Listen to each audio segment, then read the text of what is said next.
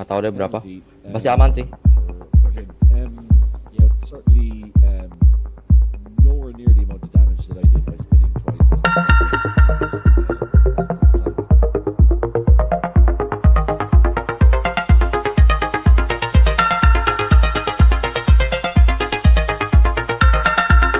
Hilang 3 detik bro, shit.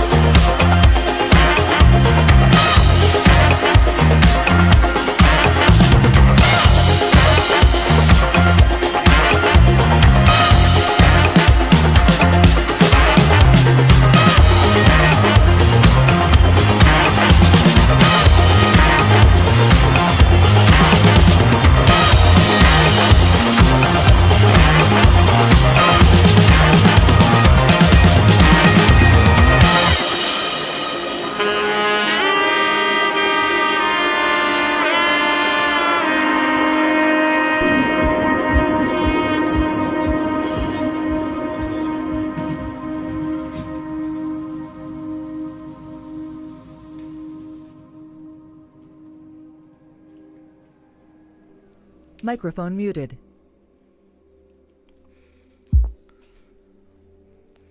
Alright. Good, very early morning and happy Sunday. Okay.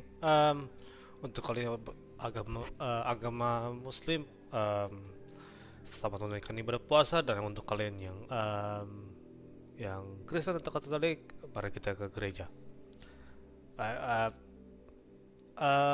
Sekarang di sini jam 4.50, hampir jam 5 pagi, dan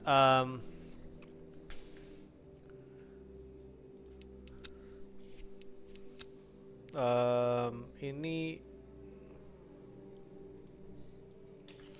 ronde ke-6 dari EES Sport Endurance Series,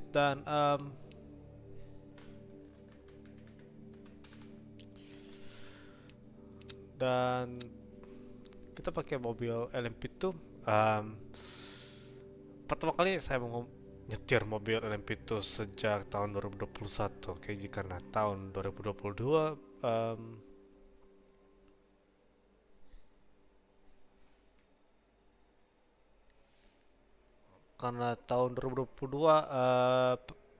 waktu itu di event endurance naik ke mobil LMP1, dan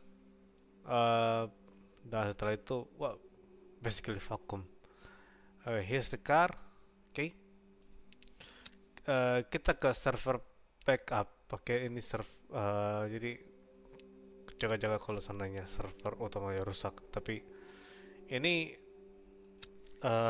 karena gak ada masalah di server, jadi kita Oh my god. Microphone activated. apa lagi? Nggak tabrakan sama GT. Rubbing sama GT3. Untung dia nggak out of control sih. Dorong Microphone dikit ada. muted. Microphone activated. Microphone muted. Ini mobil satellite racing nih. Salah gue tadi, gue kurang sabar sih. Dan By the way, gap gue Microphone activated. ke Sweet Force berapa? ya, Gap gue ke Sweet Force berapa? Sweet Force, kayaknya lo masih belum selesai lap, jadi bedanya masih satu lap kalau dari sini. Satu lap ya? Kalau di ini berapa timing di game?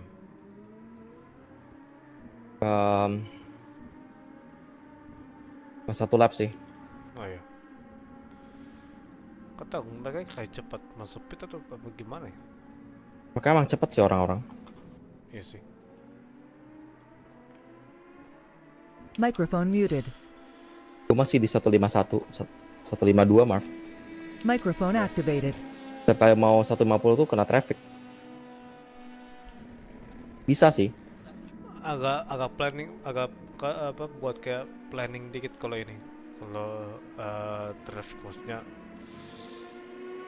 kayak ada beberapa area kalau yang sananya memang mungkin sengaja melambat sedikit supaya nggak terlalu problematik di sisanya. Iya sih. Air and track temperatures are increasing. Air temp is now 24. The track temperature is now 43 Celsius. Microphone muted. Okay, here's the timing so far, dan kita berada di posisi ke-24, dan Canon baru sekitar setengah jam lebih melakukan stintnya, dan sekarang sudah mencapai Ngapain dia? mencapai astaga. lap 194, dan Duh, hilang 2 detik anjing. Bener-bener baru diomongin ya Marv ya.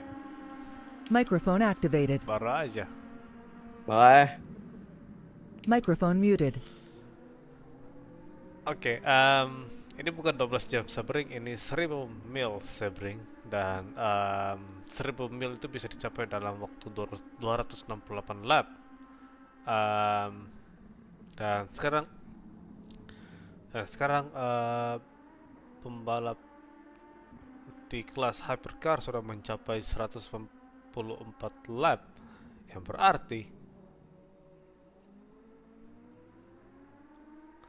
sekitar 74 lap lagi. Em, Oke, 195. Jadi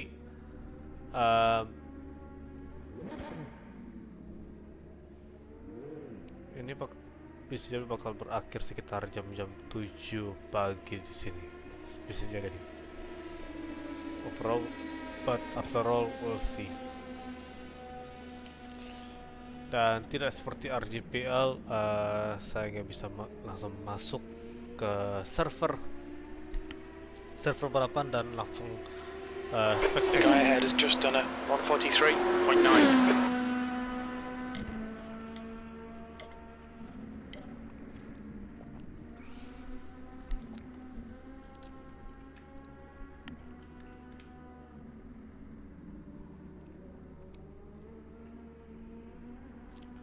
By the way, posisi ke-24 dan ke-8 di kelas LMP2 Pro Am. Yap, oke.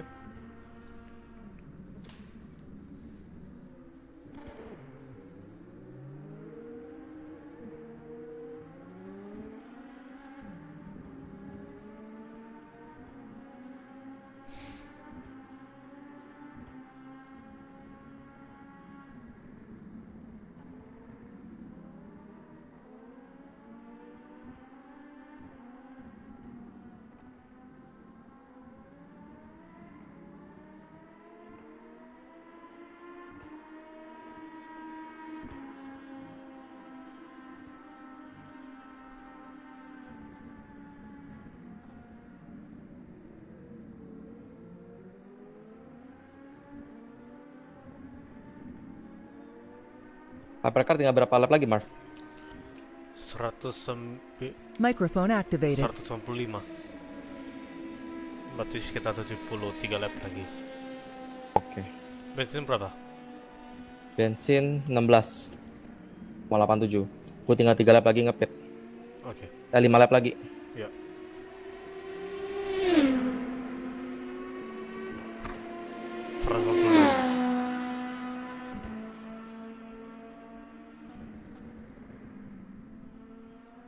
Microphone muted. Ban masih enak sih, Ban.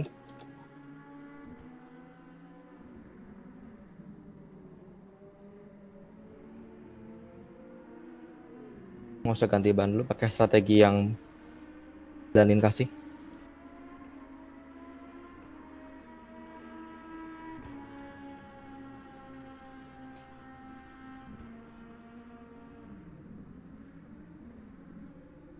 Minor wear, 79.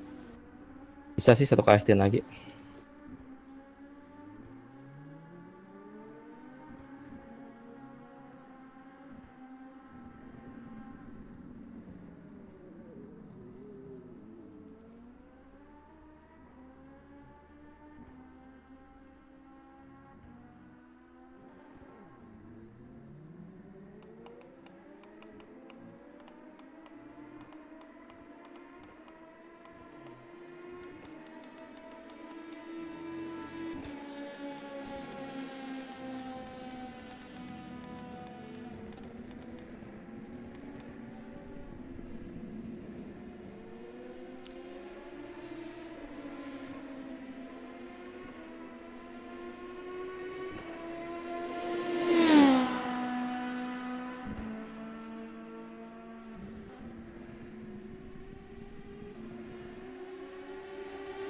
The leader has just done a 143.1.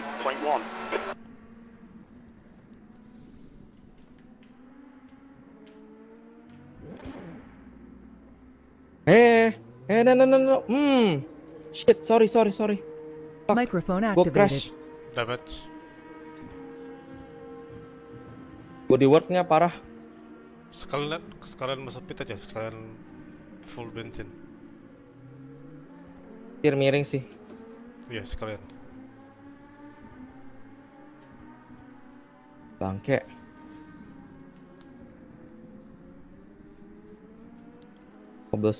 Mobil fuel saver tadi overtake gue. Fuel saver. Maaf gue, maaf banget. Tiba-tiba kayak, oh my god. Fuel server. Pas kena tinggal 3 lap lagi sih. Hajar aja dulu kali ya, sesuai strategi. Kalau Udah bisa sih. tergantung seberapa miring setirnya. Udah miring-miring banget sih, Marv. Ini kakak malah ngebantu buat belok. Certainly, I know. Like, I mean, I obviously wasn't massively involved in sim racing before the pandemic, but I was quite interested in motorsport. And certainly, when it comes to WEC, I've seen a massive, much more divisions around WEC people criticizing Formula One people criticizing other drivers and other teams, and in a way that I don't know if I ever saw before. I don't know. The leader has just done a 142.9. Just sort of become a fan of something, and it's interesting. It's actually not behind teams. This is something I'm very used here in Italy. Like, you don't like Ferrari, you're basically an idiot. Like, I tend to buy merchandisable teams because I'm one of those. Paling spin di One of those belakang folks who apa di try pit would entry. like to go around in branded t-shirts and actually Dan gue masuk itu nggak? Masuk stream nggak? I tend to buy merch. Sejauh ini belum. People but it's possible. I suppose it's hoisted the landscape. You know, this is dumb. Understanding it gives you generally. I suppose people will say sometimes it can be a bit too far, and everyone's entitled to have different, but they don't. And I think I owned it. She didn't know who Kimi Antonelli was. She can't be mad about it. But yeah, anyways, for people usually peak their hang on, no. Just before you finish that point, did you get a second date? That's what I want to know. I did not. I like to think that's the reason there was this match. I'm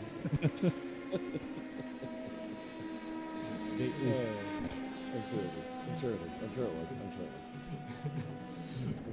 Fingers crossed. But anyway, so the people tend to pick their favorite as a TV show, could be a party, could be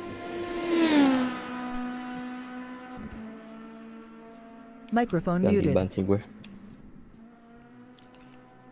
Oke, kita akan sedikit touring. Tengah-tengah ngetes. Spin gue kan, anjing. Microphone activated. Masih consider the pit. Top. Di mana spin? Di sektor 1. Aeronnya nggak stabil banget.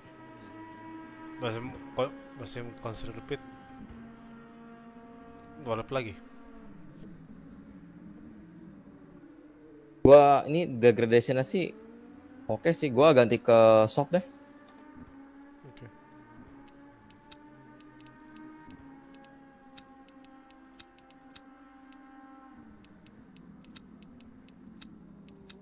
Gua masih ini sih 2 lap lagi sih. Kan kayak dengan sekarang nggak sih? Itu gimana? Sekarang aja. Oke. Udah hilang waktu. Iya, buset. Jadi di tikungan ini tuh nggak stabil. Hilang tiba-tiba.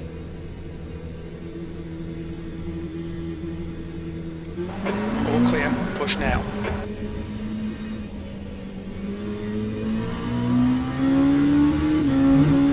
We need to get some heat into these brakes.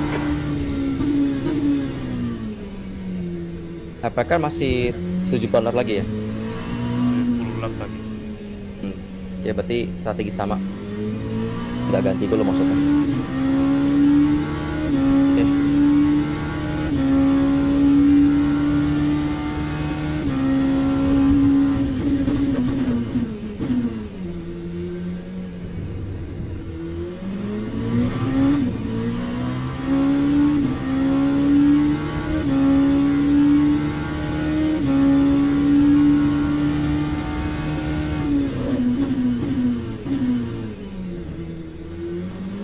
Us 93 damage.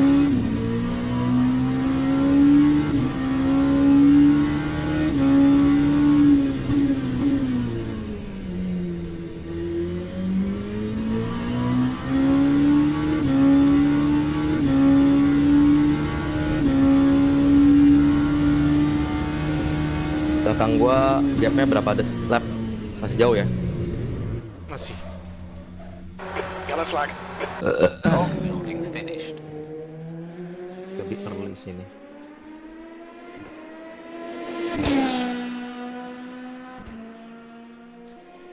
Malah nggak isi full dong gua.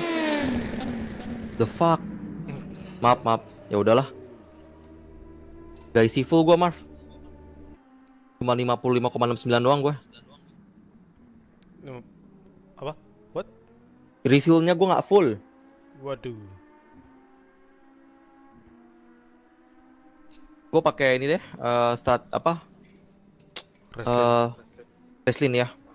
Oke. EPS gua harusnya sama-sama aja di situ.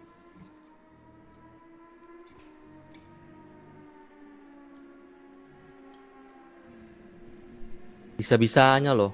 Maaf ya. Ya. Gua nggak perhatiin fuel tadi.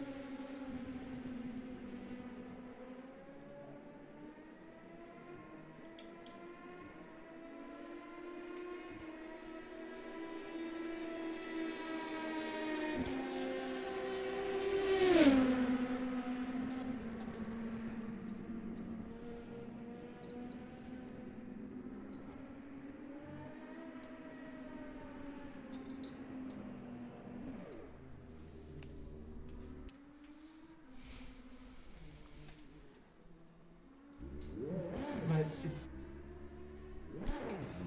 Okay, occasionally we have like a yellow flag that brings everyone together, or a full court caution or an FCY or whatever that brings everyone together right for the last couple of minutes, as we saw in Daytona, and that can be fun. But like oftentimes you see teams coming from fourth or fifth Jalan. all of a sudden to vaulting up in the last 20 minutes because they've timed the strategy perfectly. And I like personally, I love that. You're gonna have people who find that boring. You're gonna have people who don't want to watch F1 Grand Prix because it goes on for too long, but they'll love to watch the highlights, and they'll take 10 minutes to watch the highlights because they want everything distilled into. It's like anything. I mean, I suppose that everyone takes it at their own pace, and I do think it's interesting that people feel pressured, I think, sometimes when they're in a group, especially, and I think this goes with lots of things, but you feel pressured to, if I'm a fan of Rec, I have to dislike F1, or if I'm a fan of Charles, I can't like Lewis, or it's a funny kind of thing. Now, obviously, if you support a football team, you're not going to support the rivals that they're playing against. I mean, that's obvious, but I find that sometimes people, as you say, it's almost like people are overcompensating. They're trying to really seem like they're so into it that they really hate these people. When you actually find the people who've been watching F1 for ages, they'll support somebody, but you don't ever see them kind of have that negativity towards other drivers and other teams as much. Maybe I'm generalizing here, and if people want to come kind of respond in the YouTube comments, or you guys have an opinion on this, but I feel like the longer you're invested in something, the more maybe empathy you have for everybody, if that makes sense, because you realize how difficult all of their careers have been, and then you kind of stop looking at people and kind of like I think, for example, Lance Stroll is a great example of this, because you hear people come in and they talk about Lance Stroll and it's, oh, daddy's money this and oh, daddy's money that. But like, Lance Stroll as Arthur now and Gianluca Scalvini going together for a battle for 6th position in the Pro-Am class. And I won't be saying who I'm supporting in this one because I'm not allowed. But all I'll say is I hope the order stays the same way in which it is, because it's a lovely order the way it looks. Those cars look fantastic the way they are, but Gianluca now going for a move down the inside slightly. Very subtle. Thank you. But yeah, I don't know what you guys make of that. Like, I feel like with Lance, like he's a spin lagi gua. He's a champion in formulas by all the way. Leader's just done a 142.4. Can't drive a car, and they just put money towards to drive. And yes, people come into the sport and they get that narrative from Drive to Survive, and I don't think they take the time to actually look at what's behind that narrative. They just say, oh well, Lance, like Lance is this, or Kimmy's that, or Lewis is this, and it's kind of like basically they're just kind of regurgitating what they're seeing in the Netflix series, as opposed to actually taking the time to understand the full series themselves. Or maybe this is me being unkind, I'm not sure. Well, actually, it's not a entirely unfair assessment either, because you do get that sometimes. There's people, oh, that's a big one. That's Prusak actually getting a little bit crossed up, trying to overtake the 3M pink car on the way there. Luckily, somehow everyone's managed to get there through safely, as it's Nisula versus Brigine coming into turn number 10. It's going to be side by side, as it's very close, but I think Nisula might have gotten it. Yes, he does. Brigine had to give that up, but he's not going to give that up too soon. He's going to get back at him. Good battles here, right up and down this Brigine car. Is it right saying that's slightly Valentino Rossi inspired? The nice to see the kind of luminous colours there, but all getting a soft bit lebih tight licin. now and all bundled up, and that's how it goes. Kayak hitnya sih. Has a little bit of damage. Atau gue sih berasa lebih licin ya. 103 car, you can see that. Kerasa licin di Certainly tikungan that's berapa? not what it looked like when it came out of the Kenapa? garage this morning. Kerasa licin di But tikungan berapa yeah, semua? there's good battles. I mean, The leader has you do just done tend a to kind of get 142. front Slow corner, fast corner. somebody to make a slight mistake or to have a Slow slight car in the slip, final and then corner. everyone starts to get accordioned into each other, and a kind of Car you is see stationary that on the outside of the corner. furious battling as you see Gianluca getting the move done now in Arthur, and Tiba-tiba hilang, unfortunately anjir. penalty for Arthur in the GR Wildfire racing car. Damage. No putting damage. him And at final Gianluca. corner Was is that now more of clear. a psychological move almost by Gianluca, because he overtook Arthur and then immediately went into the pits? Yeah, just to psych him up. And quick question is just a bit off tangent. GR, that's Grow Racing. Hati-hati, is it, Marv, or is kalau it di different malam nih. initialism? I believe Suhunya it ternyata. stands for Giancarlo Rossi, who is the man Okay. who owns the team and is also Gua one harus of the menyesuaikan lagi nih. four-factor drivers. Contact Licin actually banget. there between Kayaknya Prototype pakai medium, and, nggak tahu deh. Arthur. Nih, gue pakai soft kayak That gini one, nih. So I think Yeah. Gianluca getting a little bit of help there from the Prototype. I believe that's what it stands for. Microphone Giancarlo muted. Rossi, and of course, Okay, we decided to team up at the beginning of the season, and those guys are just Giancarlo and those guys Arthur, and they operate on an entirely other level to what I have. Like, I mean, it really shows me the difference between kind of hobby sim endurance racing and real esports side. Like, those guys, what they bring to the table is exceptional. So, Wow, yeah, Yeah. that's the GR Wildfire. I Itu think, safer. anyway. I'm open Yeah. to correction of that. 4 jam lagi. Yeah, that's a nice little bit of lore there. Oh, last question, because I'll probably have to go off now because going off too fast after this. But Di timingnya 4 jam lagi. Cork or Limerick? Sekarang 204 Oh, lap Shamrock. per car. You Cork all the way. Oh, Cork all the way. Oh, yeah. Anybody who's around Ireland will know Microphone exactly what, activated. 204 accent lap. is, yeah, no. Sekarang per Like, car. Cork should be its own independence. Oh, okay. That's a big political shout right there, but we'll let you have it. We'll let you have it there. But yeah, okay, Cork FC, since you play football, and of course Mariano played, I think up to Serie C, if I'm not mistaken. I think Mariano could confirm to us in the comments on that one how far he went up the football ladder. Otherwise, if we had him on FIFA, we could literally use him as a playable character. Yeah, well, that would be good. Imagine if Mariano got himself in a couple of different games. You could do the Mariano Calo Classic, where we kind of play with him in FIFA in one game and then use his team in rFactor in another game. Anyway, that's No, he's a keeper then. same as myself. Very good. So yeah, it's kind of we're getting close to the end now, guys. It's kind of ticked away pretty quickly in between the comments of political discussion, pandemic, summarizing, and the pros and cons of different simulators. We've kind of tipped through the laps, haven't we? Yeah. It's amazing that it felt like a proper podcast in it, because literally just started off chatting about sim racing, diverted to multiple other topics, and now the racing is pretty much coming into its own towards the end. So some of the drivers are probably starting to think of putting their feet up, relax after this, but not too soon, because the walls at Sebring are there to claim you whenever ready. But yeah, thanks for being part of the broadcast. Well, personally, because I'm gonna have to sign off as well. Thanks, of course, to Giacomo and Kevin for the awesome entertainment we had as Jimmy Nisla goes off as I was about to sign off here. But yeah, yeah, I was just gonna say, yep. Thanks for the broadcast, guys, and I hope that we can do it again for the next race. Sure thing. Thank you, guys. Very enjoyable. Yeah, but let's see what Mariano has plans for the rest of the broadcast on this one. But from me, I'm signing off, and hopefully for your team, Kevin, good end to the race, and for Giacomo, probably we can see you in EES again one day. Absolutely. Right. Oke, gue Cheers, udah guys. overlap Thanks again. view saver lagi. See, I'm Microphone here. muted. No, Microphone this makes me put on the activated. spot. Is it Giacomo a little bit? I'm not really here.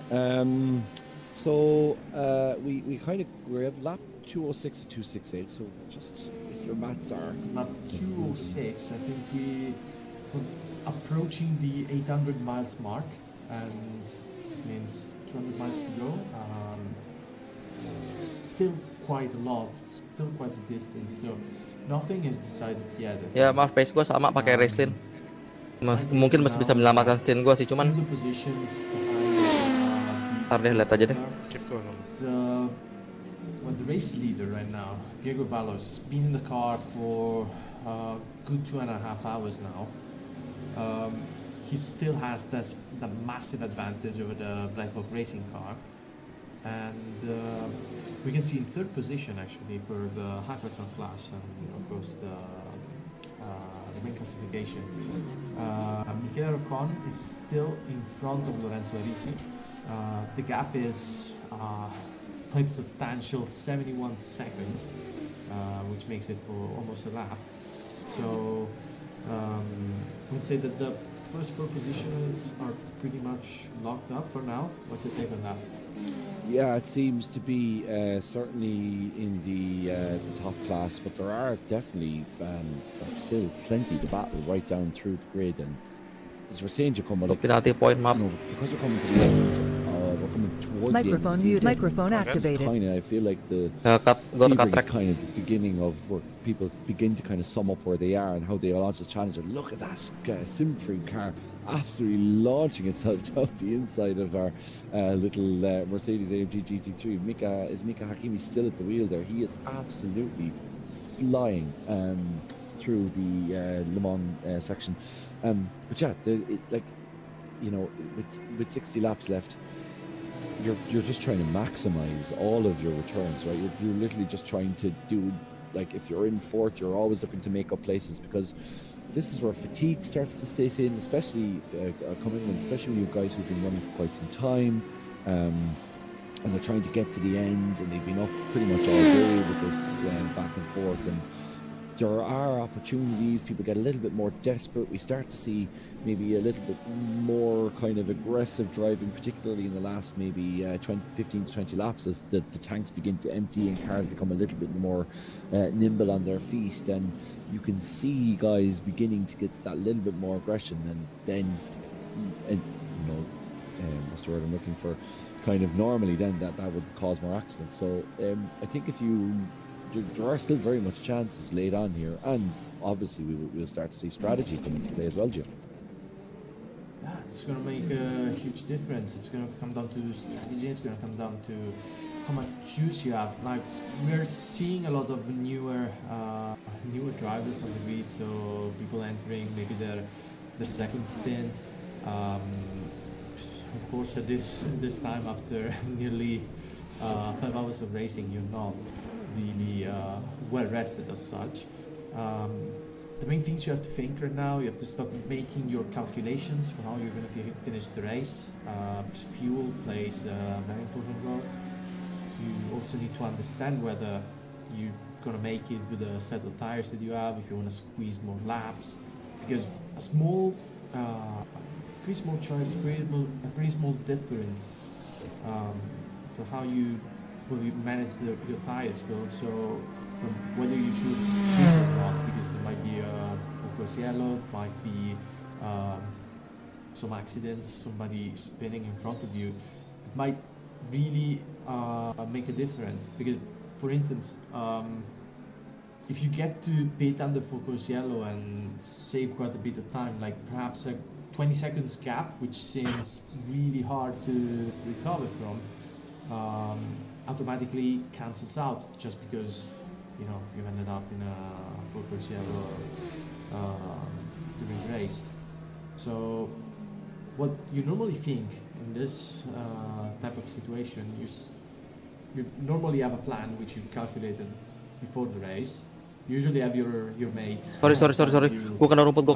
what to do, if there are any changes that you should make. But Shoot lagi gua. you know, perhaps you make a mistake. Gara-gara kena rumput, and you got the flat spot gak stabil. in your tire. You see performance dropping. Maybe you sort of get into a position where you are stuck behind the car and you really can't get past them. There are a lot of things that can influence your decision. Like perhaps you can, since you are racing this season and I'm not, you can bring up some examples, something that has happened during this season where you've had to make a call or a decision and switch from your plan. Yeah, it's funny. This is going to sound like I'm sitting on the fence, but the guys are just so good at it that I kind of they just tell me what to do, and I do my best to do it. I definitely there's definitely been times where an FCY has thrown things under the bus, or actually quite often you can have a case where somebody is just feeling particularly quick, or somebody's having just a particularly quick day. So, you know, you're chasing down, as it can happen quite often, where you're in a battle in the way that we are almost at the moment, really, for 6th and 7th, where we say, okay, well, there's no way I'm getting back into the car at this point. Like, I'm quite obviously slower than Arthur. So Arthur stays in the car, and then you wonder kind of how long have guys been in, and you try and manage rest breaks. So you're trying to make sure that everybody gets an opportunity to get their proper rest breaks throughout the afternoon. Otherwise you just end up exhausted. So definitely fatigue is a big thing that comes into it in terms of making sure that people are fresh in the car, because you know, as much as we talk about the physicality of racing, and I know that, look, unless you're dialing your force feedback up to 100%, you're probably not getting that in this, but I actually think that and a number of racing drivers have said this, the fact that you don't have that feel, that kind of seat, that literally the seat of your pants feeling, that everything is done by sight and by what you're feeling through your hands, you're actually mentally working much harder on the sim than you are in real life. So while you aren't that same level of exhaustion and kind of, you know, you don't need to be physically fit in the way that you do to run a real life car, you're mentally, it takes actually a bigger toll on you to do something like this than it does, especially when you consider netcode and, you know, all those things that come into it as well. So it's mentally extremely taxing. So it's about trying to get guys who are fresh in the mind. This is a superb battle waging on. We were talking here about probably the top 4 places. So there are battles right up and down the grid, nonetheless.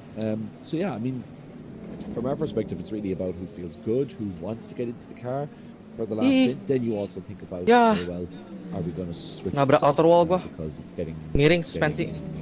the Microphone temperatures are muted. dropping, or Gimana? do we want to stick at medium? Do we feel Microphone like activated. Hell. pit? Can we get away Last with corner. turning on, you know, running maybe, let's say, 10 lap lagi sih baru gua ngepit. 20 laps on softs as opposed to running 27 on mediums, or there is a lot of decisions go into this, and oftentimes teams kind of say, particularly when it comes to 24 hours, you know, survive until the last hour, or survive until, because it's really that kind of that gap between kind of the last 90 minutes and the last hour of a endurance race, which is where benar-benar dah. strategists really begin to make their money, because that's when they decide, okay, well, when are we going to do this, when are we going to do this, and how is it going to work out for us. So as you say, this is kind of decision time now. We're not that far away from the end of the race, but this is the kind of time when teams will be getting together and saying, okay, when do we pit, who do we pit, who do we put in, what do we strap onto the car, and, like, you know, at what point do we start to really go aggressive at this. So yeah, and then as you say, FCYs come into it as well. So my feeling always about full course yellows is that they give you an opportunity, full course yellows, because you're running longer.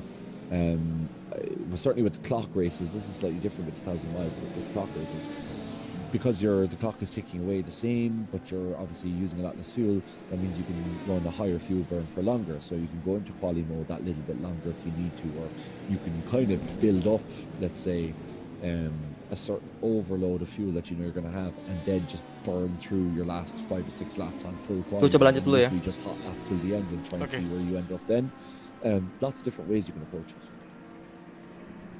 Yeah, or you can make a mistake. Oh, mau 7 lap lagi. 47 lap lagi. Because I have a mate watching.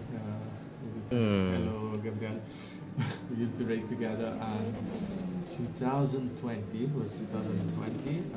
We were second like the GTE class, and I pinned it into the wall at the sunset corner. Oh, no. We still finished third, but still.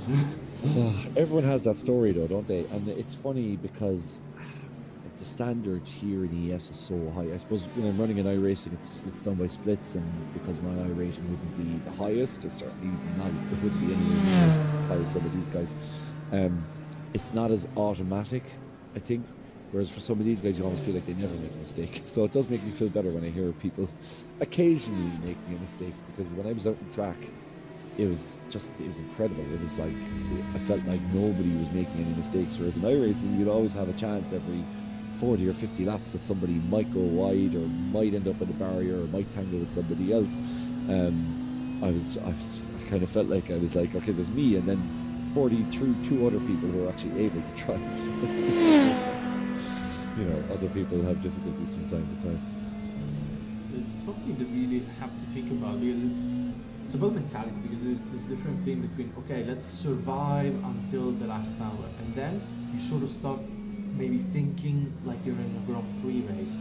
So you say, okay, this is the position, Where? and now we start changing strategies and think, okay, now we have to push. Even if you're behind by quite a big gap, because you never know if the guy in front is going to make a spin or make a mistake. You might actually gain from it. You might gain a position, because particularly in the last hour, if that person makes a mistake, they don't have the time to make up for it, right? So thinking about this race, the Sebring 6 hours of 2020 of ERS, the guys behind us, I think, I don't remember being second. It was too long of a time ago. But they were pushing, and personally I was feeling okay, because we had big enough of an advantage, so I was sort of letting go a bit of time. I wasn't taking any risks, you know, not going wide, also because of the track limits. And I made a mistake, and The leader has just done a 150.3. because they were 5 seconds behind. If there were 12 seconds, for instance, I might have gotten the car running and just went through the finish line, because it was really just a few hundred meters before the finish line. Then it really does make a difference. So you might be, as you said, maybe you end up having a huge load of fuel, and you think, okay, let's just put the poly engine map on and just push and see where we end up, because, you know, these people in front, they're human drivers. They might be aliens, might even be Max Verstappen, but they do make mistakes from time to time. Absolutely, and also there's we talked about it before, with the move that move on Arthur. It's a psychological thing. Like, if you're running and you have let's say a 20-second gap, and you have an hour left in the race, and then all of a sudden, half an hour, you have a 15-second gap. You begin to think, oh well, I'm under a bit of pressure here. Like, I even did one of the iRacing races the other day, and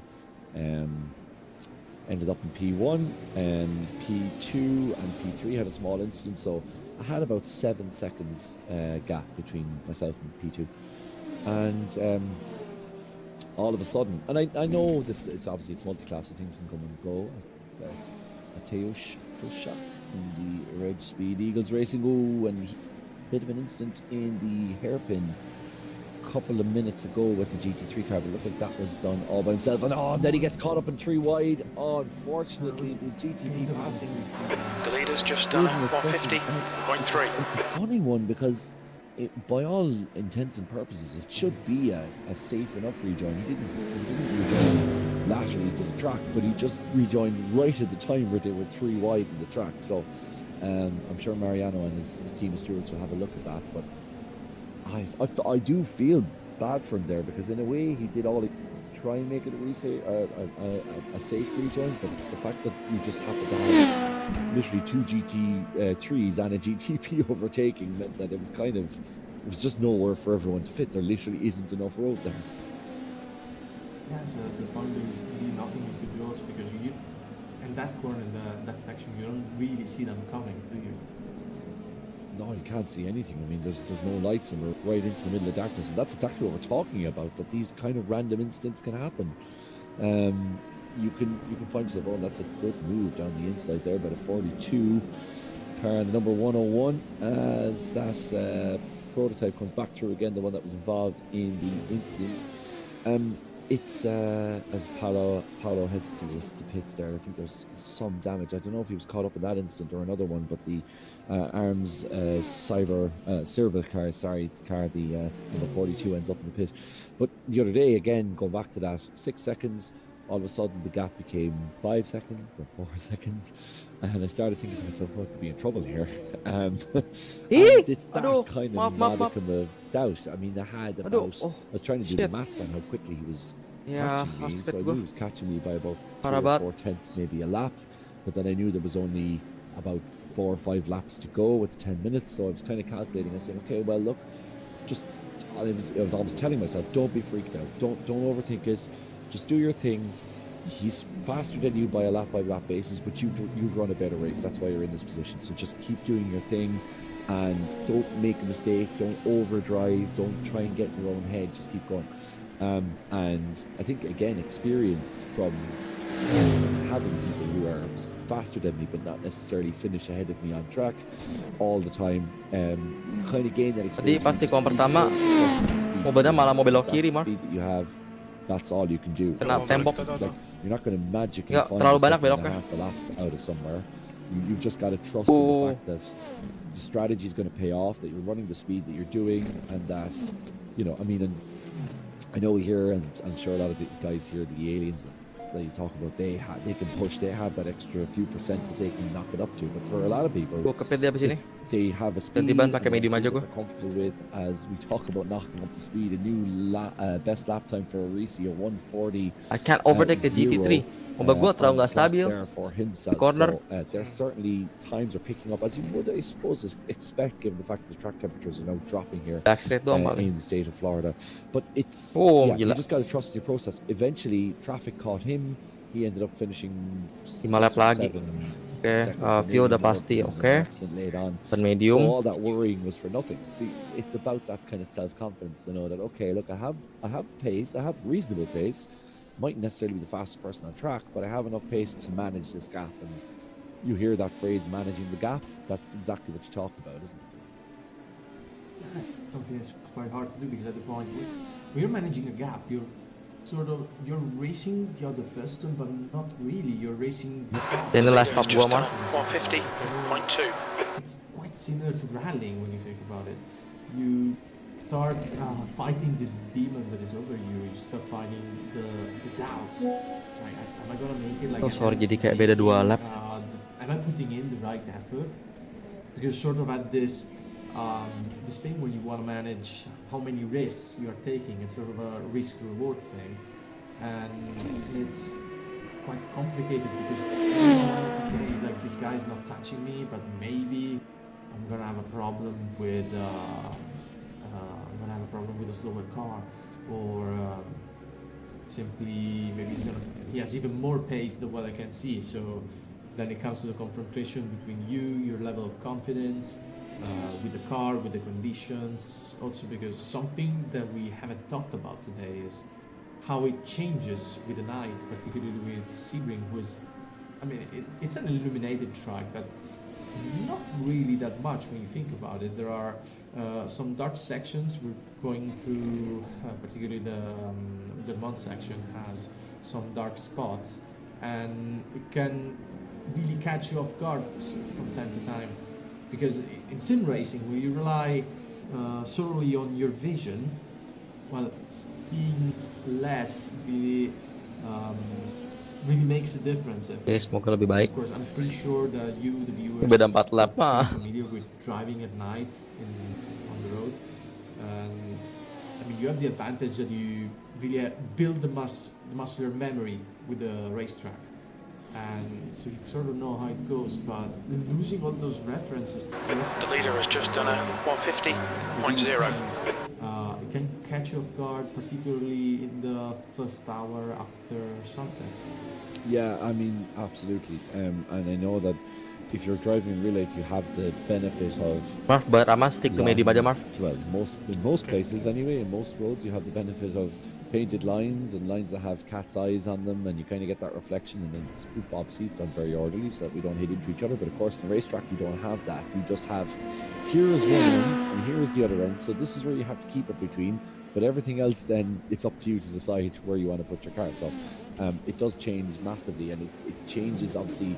Like even that we were talking before about the kind of intimidation factor and kind of cars running close, but the blinking lights, you notice them a lot more at night than you do during the day. I can tell you that much. When you're running during the day, you kind of say, oh, that's blinking light, whereas at night it kind of almost lights up the entire cockpit Abrak lagi gua. in the back. So that's another good thing as well. Of course, when cars are passing in multi-class, it makes it easier, but it can also be used as a tactic to try and psych you out a little bit over the course of that. Setir miring lagi anjing. And yeah, that kind of battle between Baru keluar pit. confidence and the lack of confidence, it's a really interesting one because Guanya takut as you ngelok say, malah nabrak anjir. Gio, Dengan especially, ngelok aja like, sekalian. one of those things I've noticed that particularly when you get into sim racing first, and a lot of people probably have had this experience where you look at a time and you'll say, I can't get anywhere near that time. I can't understand. I can't get anywhere near that time.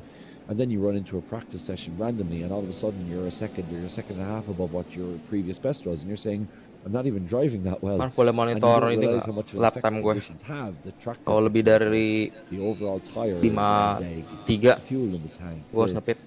Like oftentimes Selama 5 lap ke depan. you can see guys running times and you don't realize they're actually running essentially empty fuel quali setups on soft tires, and you're trying to test hards with a full tank and see so they're almost like you're running on the same track, and you might even be in the same class, but it's almost uncomparable, the kind of conditions that you're running in. And sometimes you can look at those timings and you can say, oh, why am I so slow? But actually, you're not necessarily slower than the person who has the faster time than you. They're just running in ideal conditions. So it's funny, the environment and the weather and temperatures have such a massive impact on times, which I'm sure everyone watching understands. I mean, we're all fans of this, but I think as a beginner, when you come into it first, I don't think you realize how much of a difference it actually makes to your lap times. It does indeed, and I think there's sort of also a bias that you end up building depending on the condition you like, or maybe how you like that particular car handling in that particular situation. This happened to me in a real life race actually, where in the morning I got to do the qualifying on a wet surface, a sort of wet thing, like you do use slick tires, but it's still a bit wet-ish. Let's say it's a moist track, let's say. And I did a lap time which was pretty remarkable. I got the pole position, and then in the afternoon during the race I actually ended up lapping slower than that, just because I felt like I don't understand the grip of the car, it sort of understeers, then it grips all of a sudden, and I mean, nothing really bad wasn't happening, but just because the car wasn't handling the way it used to, the way I meant it to operate, because of course I tested on cold and damp condition, and then in the afternoon, the temperature went from like 4 degrees Celsius in the morning to 20 in the afternoon, and very dry, and I felt like I wasn't understanding anything really. And put it into sim racing, and it's the same thing. You get a feel for what the car feels like. So it's particularly how the car turns, how the car yaws. If you feel that the car, like for instance, the front of the car has a lot of grip, then you start feeling the car rotating a lot. And if it rotates a lot, then you have to compensate more, so it feels less stable, even though it is faster. Yeah, and it's scared. It is. It's interesting, and I suppose that's where the really, really, really best guys can, like, again, and I don't want to talk too much about F1, but it's the kind of obvious example that we have of the way that the Red Bull is set up to Max Verstappen, right? Yeah, it's the kind of obvious point of reference, the Max Verstappen setup and what he feels versus what everyone else is feeling, and even people who run in sim racing with Max have often says that his setups are kind of sketchy. Like they're really quick, but like they have to be very precise. They're not overly forgiving. So obviously Max is, I mean, he's an exceptional driver, but he obviously feels very comfortable with twitchy setups and setups that are, because he knows that that's what makes them quick. But if you're a driver, let's say, of my ability, that won't work for you. Like, that's just not going to work because you don't have the ability to make that work for you. You have to have something that's more comfortable, and ultimately, by having something more comfortable, someone like me is more likely to extract the maximum because we feel like we can push more. Whereas Max is probably maybe only going 90% with the setup, but the setup itself allows him to go much quicker. So it's an interesting, I suppose it comes down to confidence really, and again, confidence and experience. I mean, they're two words that you hear an awful lot when it comes to it, but it is, your example is a great one, Gio, where, you know, like, it's the conditions that play into it, but then also, as you say, it is a question of how much confidence you have in it, and sometimes even just one small incident, one small kick from the back, all that confidence is gone, and you're spending the next 10 to 20 laps trying to build it back up. So it is a really interesting one. We're looking at Guido Sedadani now. He's going into the pits, and we see a couple of cars piling into the pits now. I suppose with what do we have, 47 laps, it kind of makes, 47 laps, it kind of starts to make sense now, where guys are starting to pit now, because probably this is the penultimate pit stop, I should imagine. Let me think now. Yeah, 40 something by 20. Yeah, it's about an hour and a half. So for the prototype, certainly it's penultimate. The GT3s those guys will most likely have to stop again with full fuel tank, with about 20 minutes to go. So some employing the wait and see. I suppose some are forced into pitting now, and that means they'll be splashing and dashing till the end, which means they're going to have to make those tires run even longer. And it's going to be really difficult because then you have to think, so am I going to fill the car completely and then splash and dash in the end, or do I want to play it more safe at the cost of losing a bit of time, because then you have to stop for a long time later on? What do you do? Because if you have a heavy car, then it means it gets harder to drive, and particularly harder on the tires, which is the very thing that you want to save for the end. Puts you in a tricky condition. Again, I think it comes to confidence, really.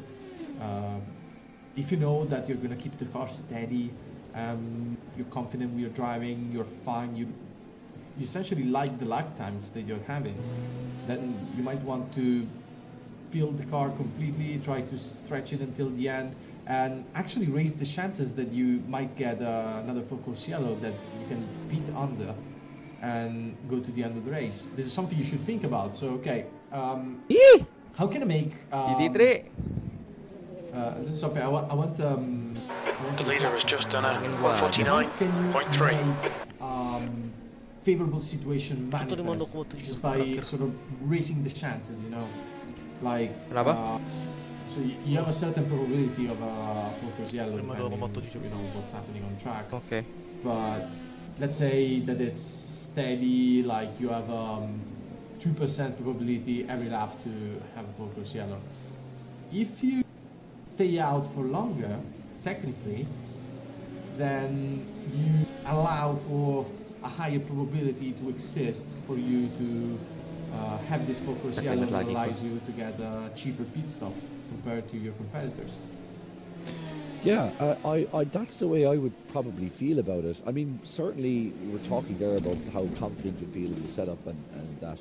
I think if it was me and I was a driver and I was in this situation and I had just done, let's say, a stint on the setup with the tires I had, and everything had gone well, felt comfortable with the tires, felt comfortable with the tire wear, my feeling would be if it isn't broke, don't fix it. So fill it up again, keep the tire, strap on the same tires you had, and just do another hour of what you were doing before, because the car is going to be very predictable.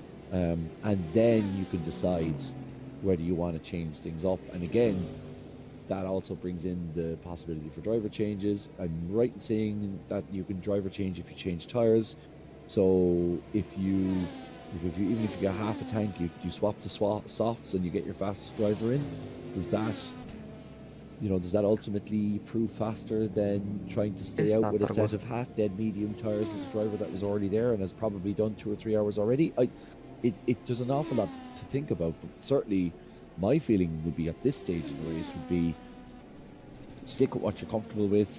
If you need to make that decision down the line, then that's a decision that you'll have to make. But if it comes to full course yellows and you end up getting a cheap pit stop, then perhaps it's not going to be an issue for you. So, yeah, it's I definitely would stick. I would stick if on the opposite side, if you really struggled with mediums, you couldn't get them to warm up, you just couldn't get them going, and you were really struggling. Maybe go for half tank, strap on a set of softs, get yourself back in the seat, get yourself back comfortable, and then make a decision. Then, another incident there involving Algari Algepeus in the ground effect sim racing team down the inside of a GT3. The dangerous point to spin. I was saying it earlier, that's where I threw away a race. It's a horrible corner and I've spun there today, so I could tell you that for a fact. A horrible one.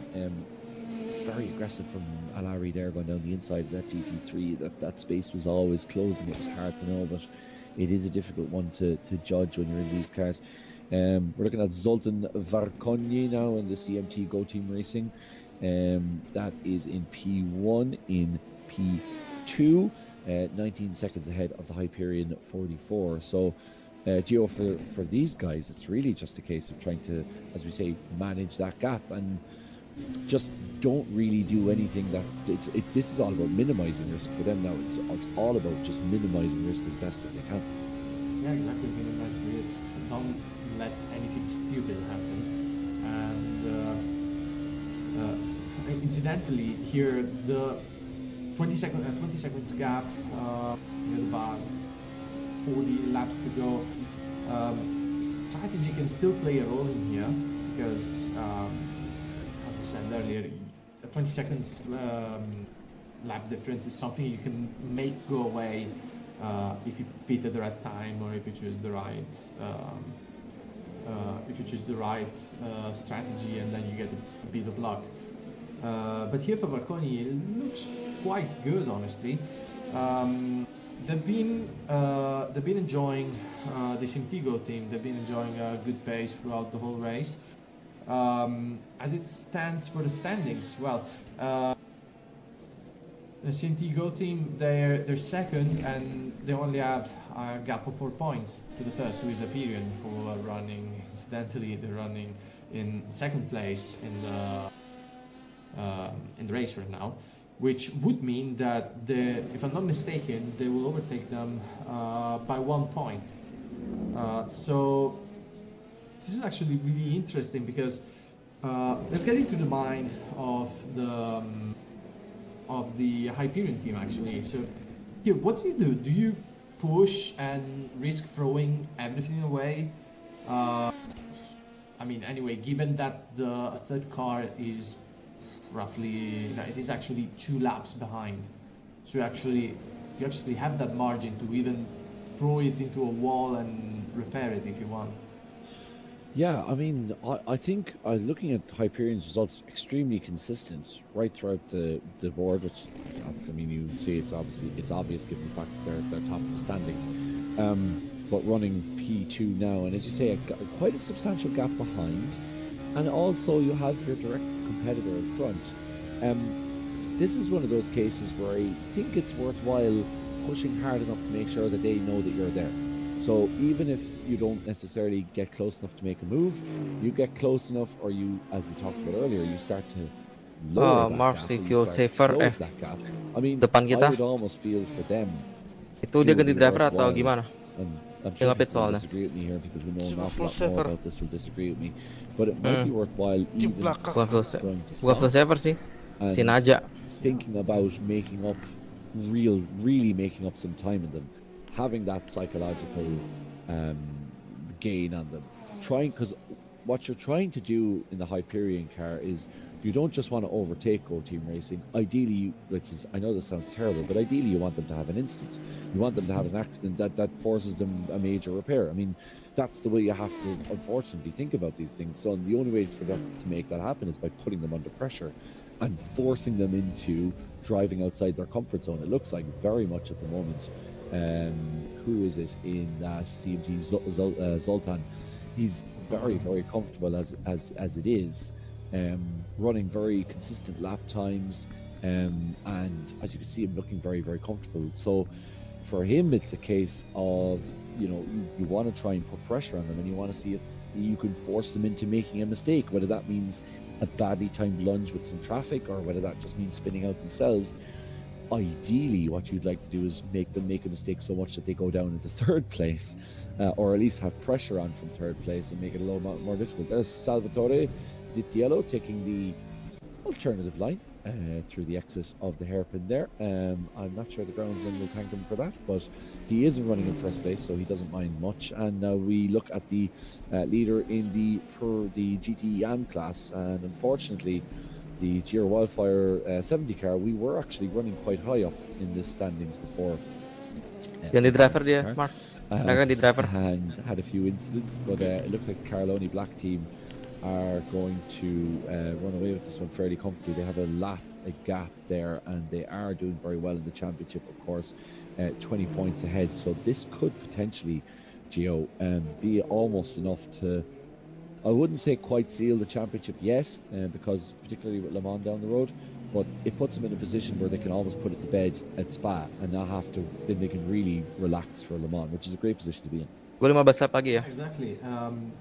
They're not, of course, sealing it off mathematically, but coming out of this race, you know, it's just 2 races left. You can sort of cruise it to the end at that point, really. You just don't have to take those many risks, and this is something that really pays off, particularly in a 24 hours race.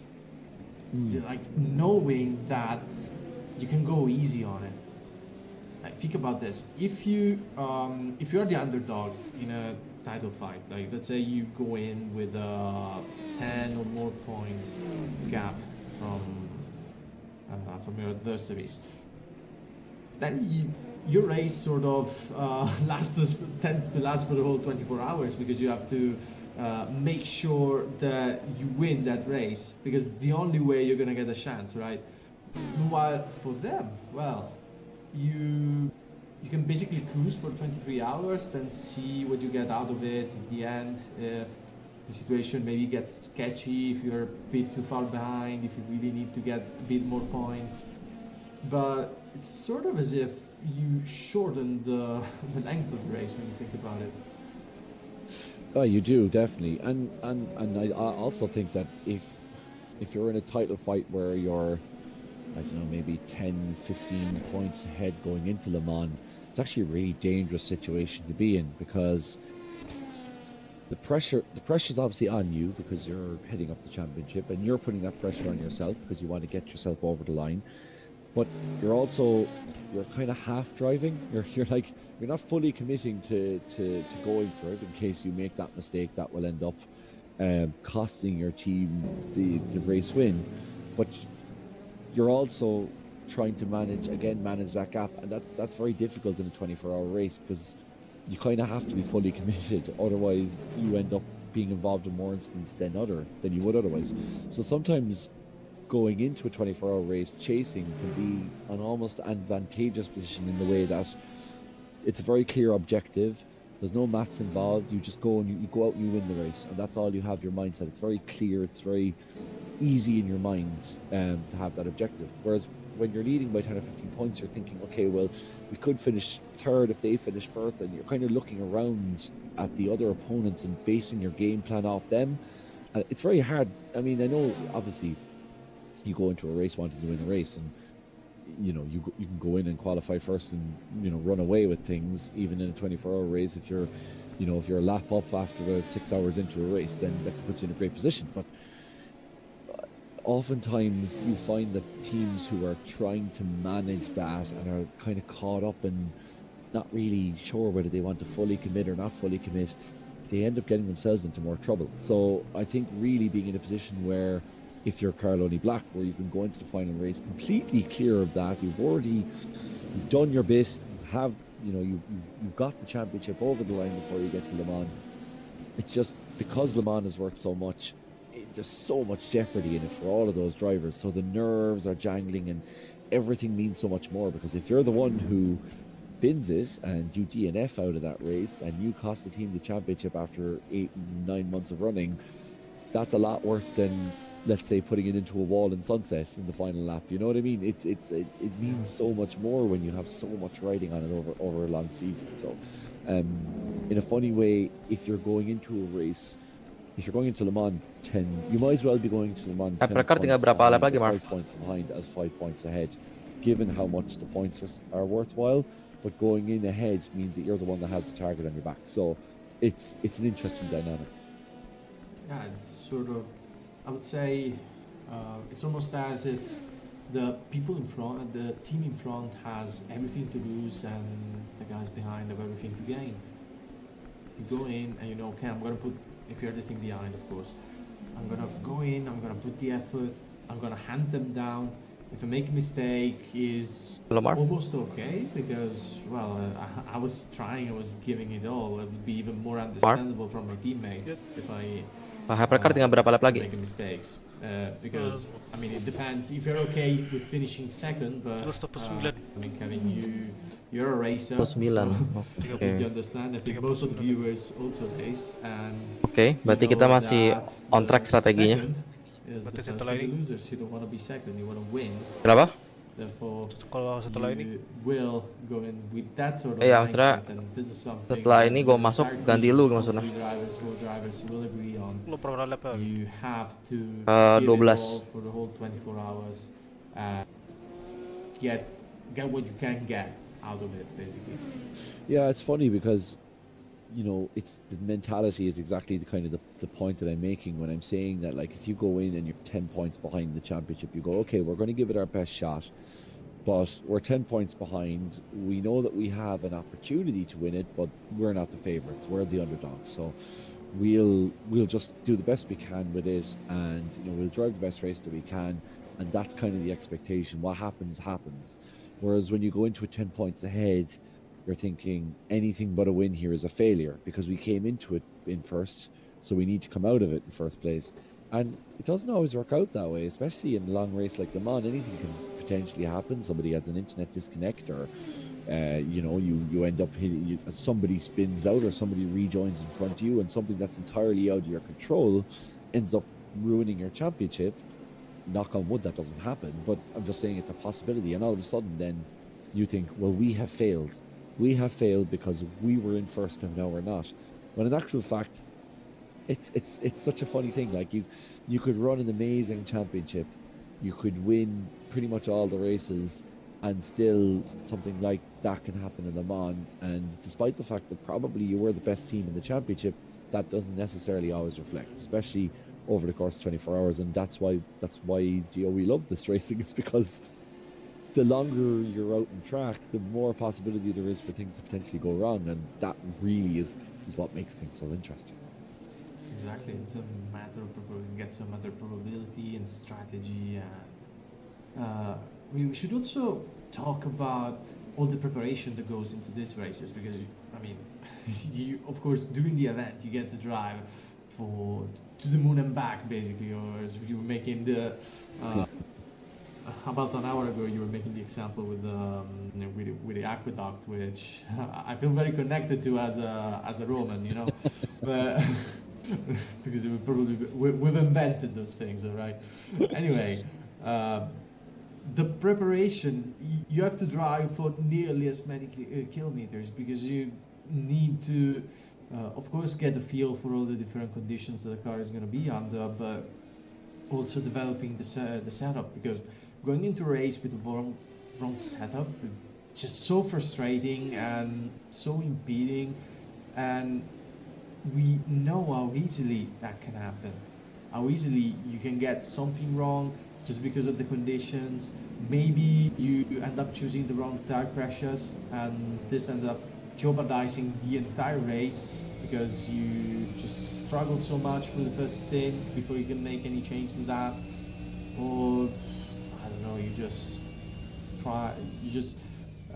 try with the server set up with a certain temperature, and the tire is holding up all right, but then temperature drops and maybe you have less grip, so perhaps you had to run a higher setting for downforce, and now there's literally nothing you can do about it. And normally in a shorter race you're gonna suck on it, sorry for the word, but you're gonna suck on it for 15 laps. Here you have to suck on it for 24 hours for an entire day of your life, and that's terrible. So you need to put in a lot of effort in preparing the race, and it's also, we're very lucky that there are so many days in between races in this sort of championships, because it gives you the time to prepare, it gives you the time to think, to try to exchange feedback with your teammates, particularly if you are in a team that's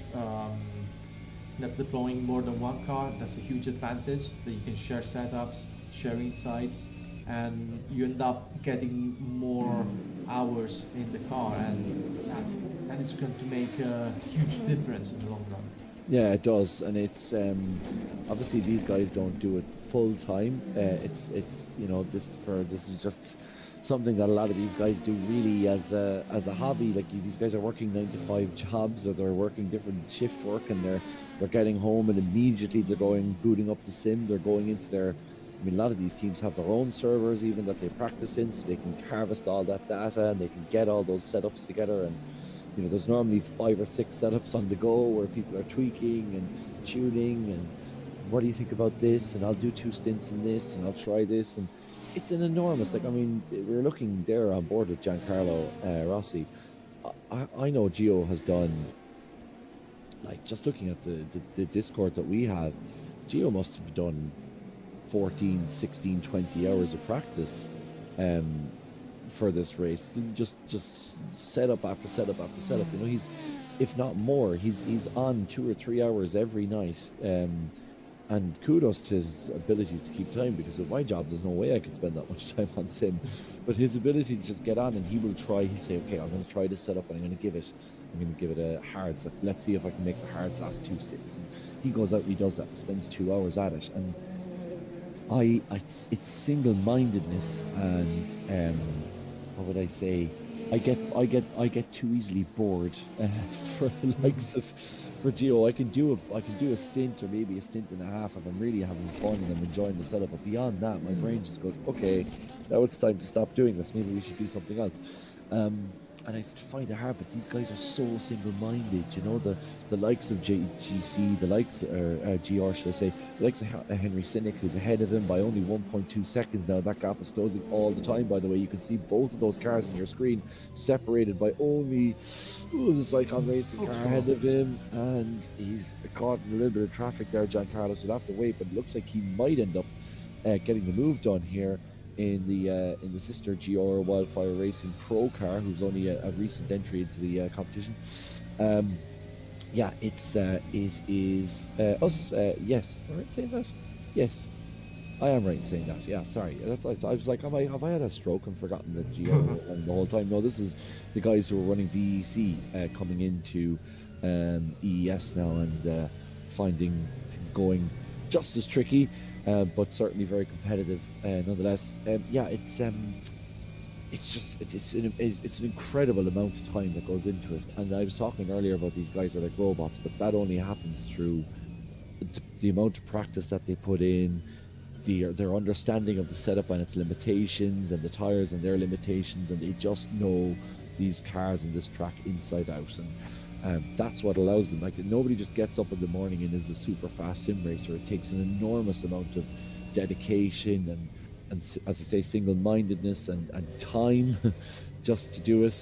So hats off to anybody who has the ability to do that, because as I said when I opened up, I'm a jack of all trades but a master of none. So, and that's the way I like it, but some guys love to be masters of their own trade, and Giancarlo is certainly a master of his. I agree with that one. I consider myself a jack of all trades as well.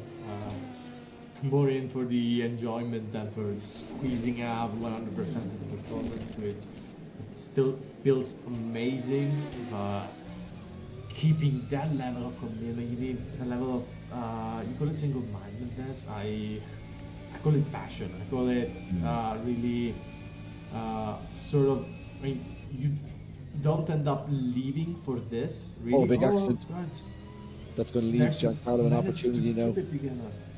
You see, Giancarlo, if you can just pull on the side, stays behind for now. There was also another. I think it's the hypercar. It's Danilo's.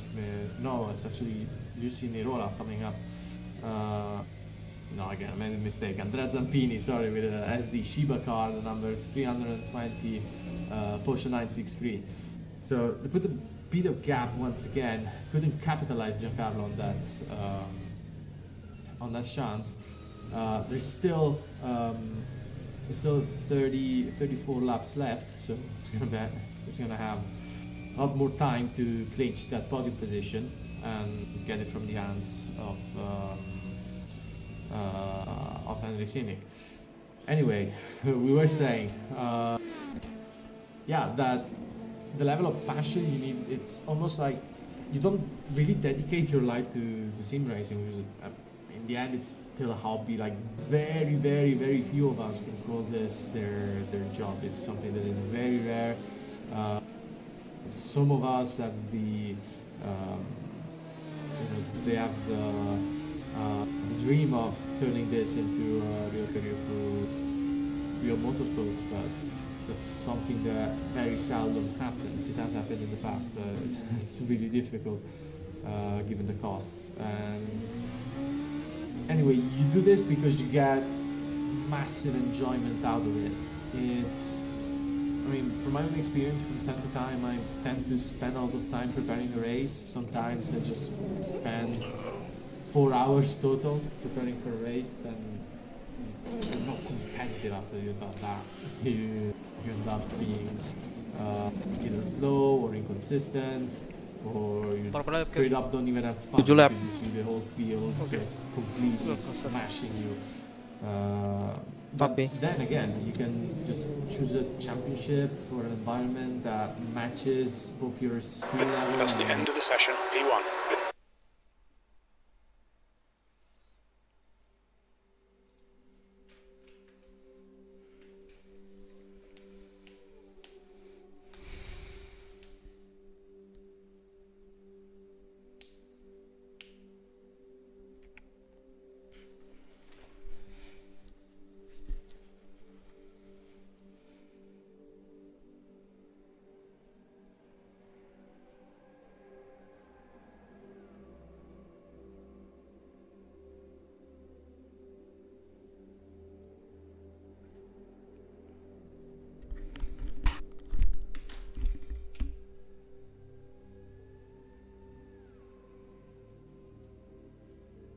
Wow.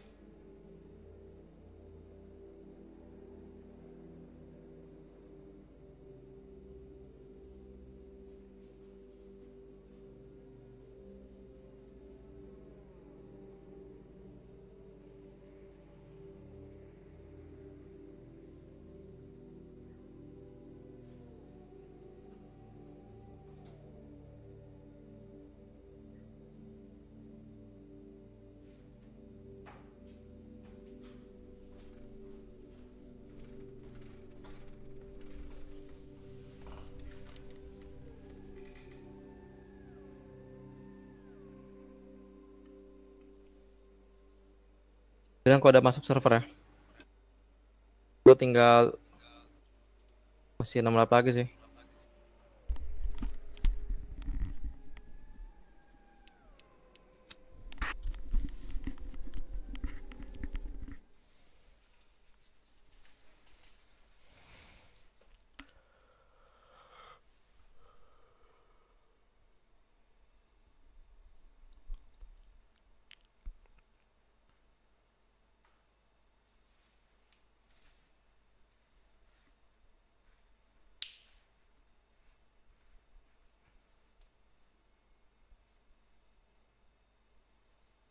Starter. Oh, Starter tau gue dah. Oke.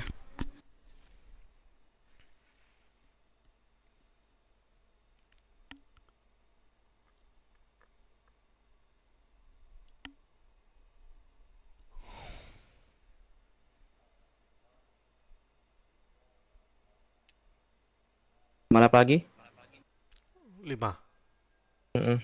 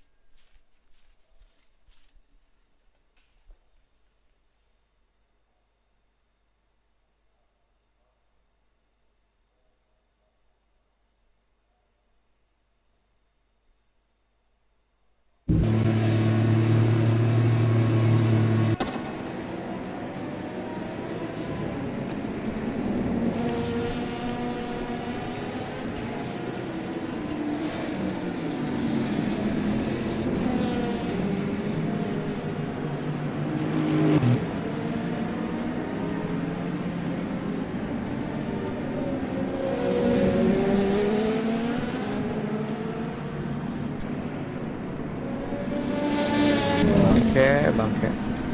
Di overlap gue sama si Naja.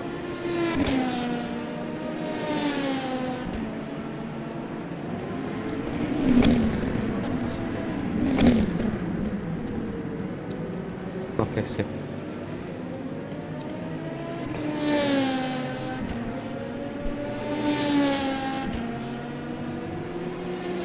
Belum bisa pilih Marv.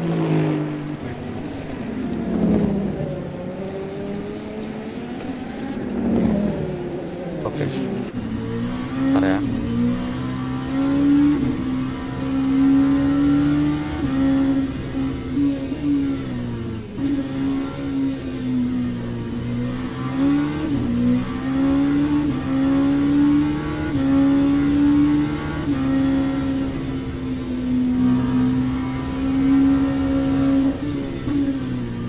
Yuk.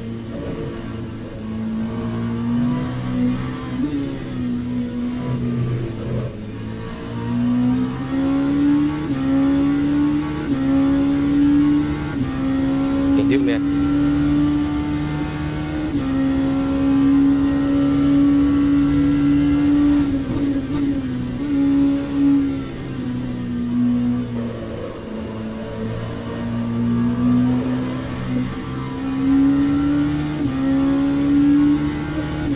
kayaknya all siapa Apa? sekolah Ya, udah kok. Udah gue set maksudnya.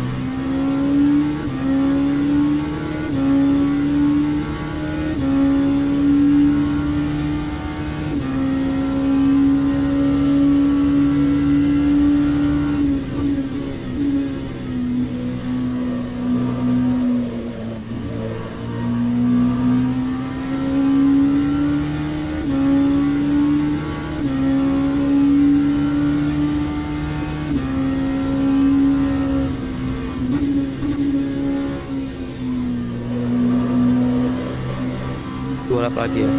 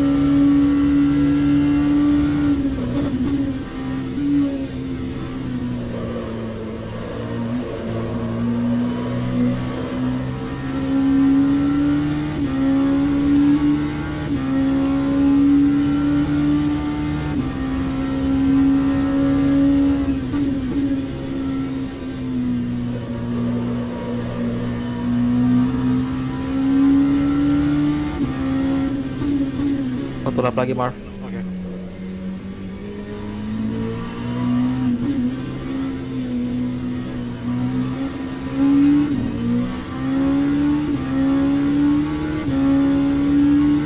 Never mind, in this lap, in this lap.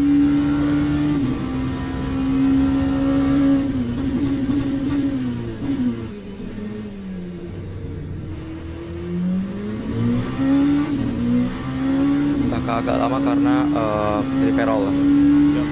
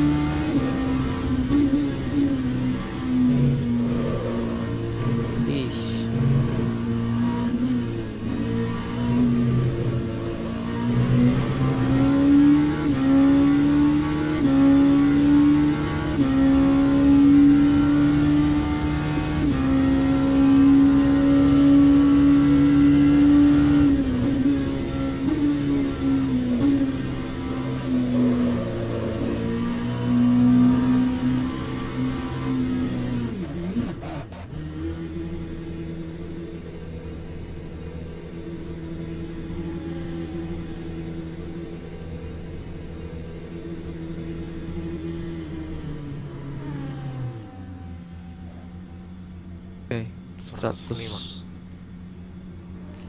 Maaf ya, jadi kayak kehilangan 3 lap sama di depan. Oke, game.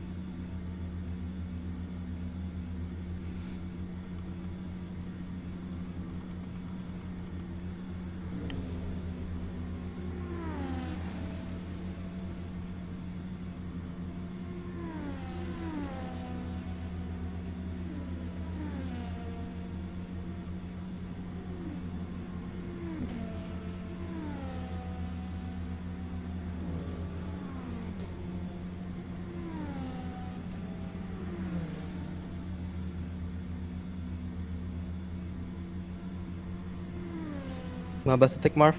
Yep.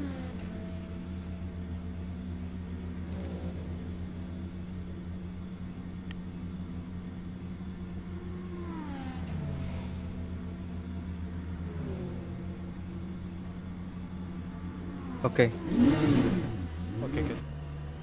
Locking enabled. luck ya. Oke. Udah 5 lap sekarang.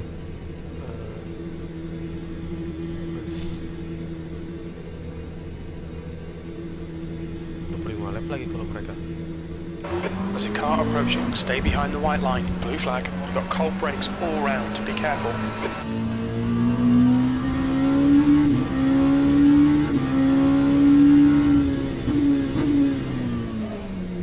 Tapi bannya dingin.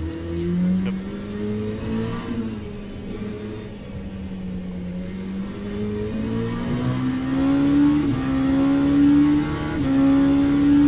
Yellow flag, sector 1. Green flag in sector 1.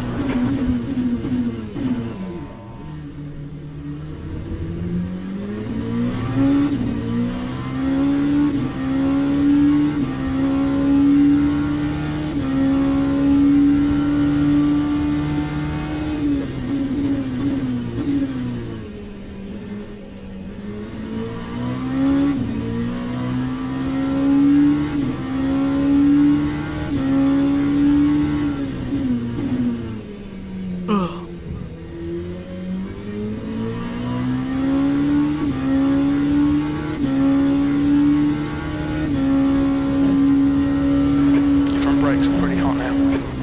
Blue flag. You've got cold tyres. We need to get some heat into them.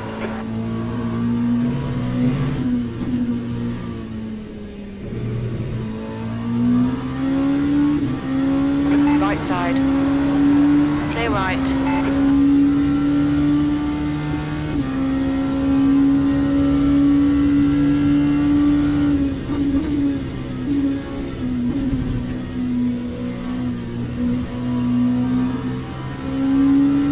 Blue flag.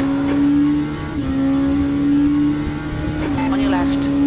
Clear left.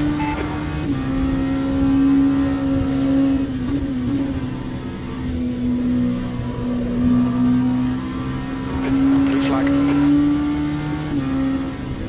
Left side. Clear left.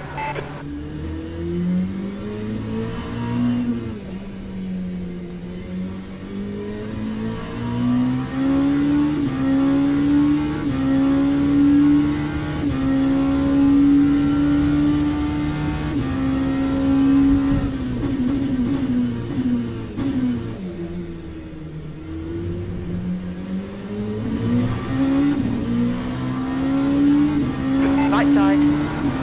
Clear right.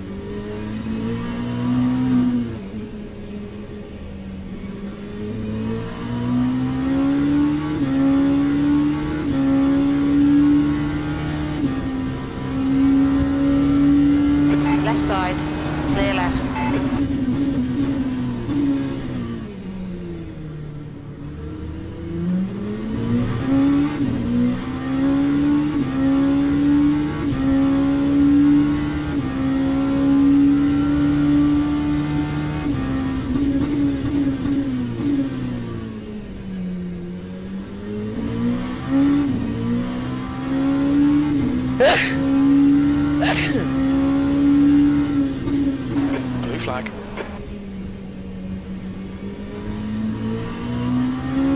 Car left. Clear left.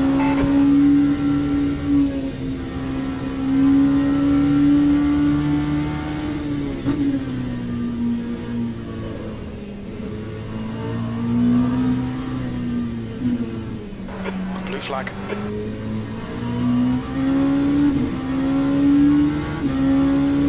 Car left. Clear left. Car left. Clear left. Left side. On your left. Clear left. Left side. Clear left.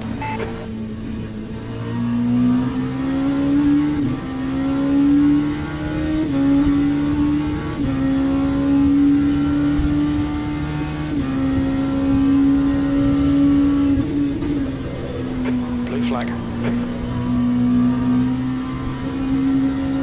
On your left. Clear left.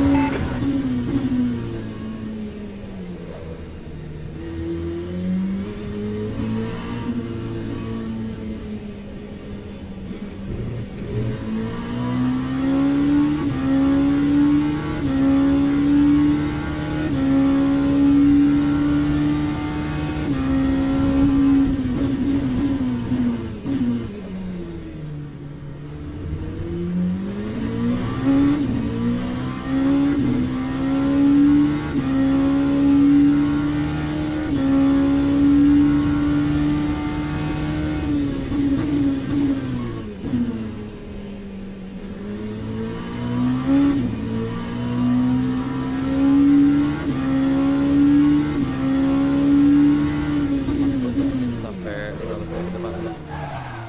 Ya kan? Gue temenin lu sampai 15 menit ke depan ya.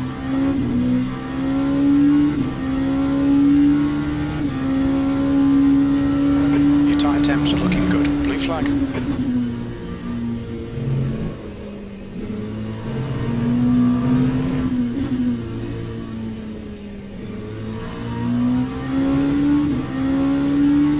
Car right. Clear right.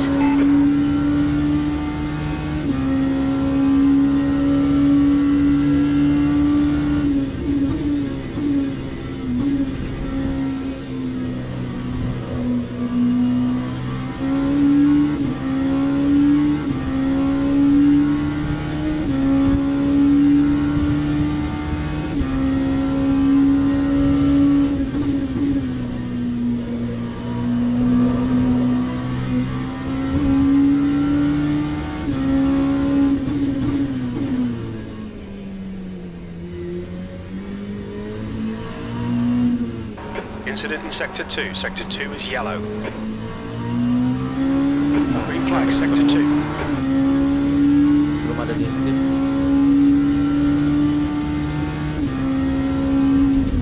Gamenya bermasalah.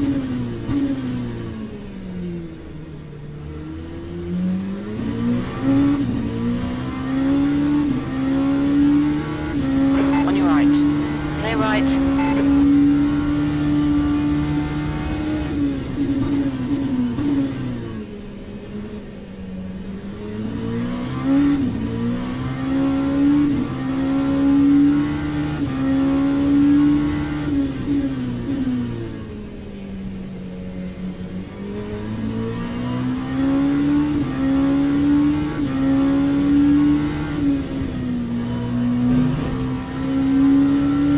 Your tyres are cold, watch out.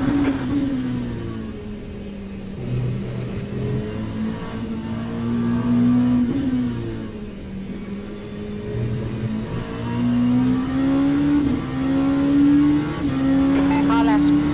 Clear left.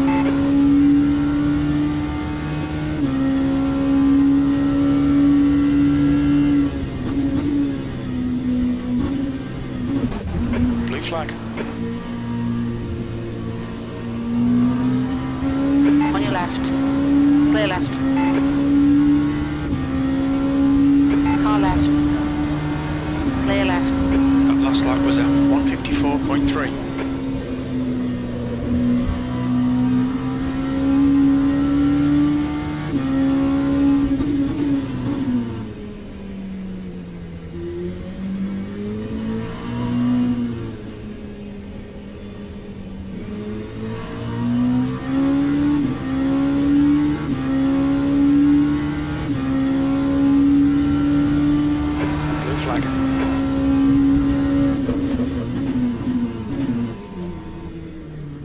On your right.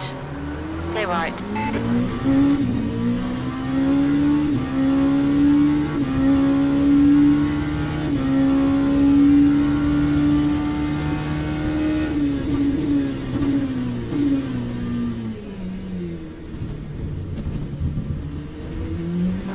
Blue flag.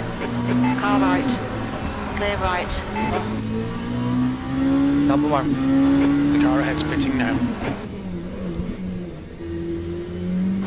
Tiny bit of aero damage, just ignore it. Sempat melebarkan di hairpin kedua.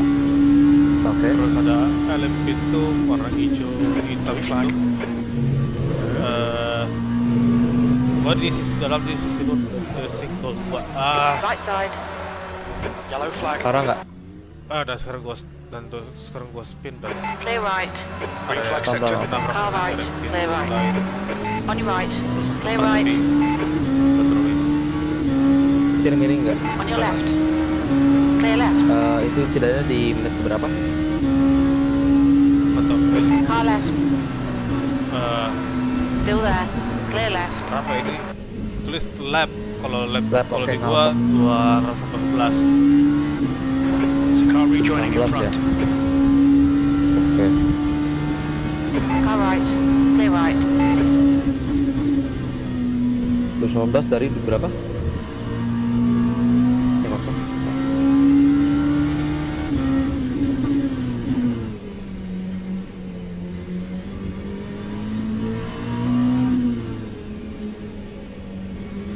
Hijau hitam ya, mustaki sih naja sih.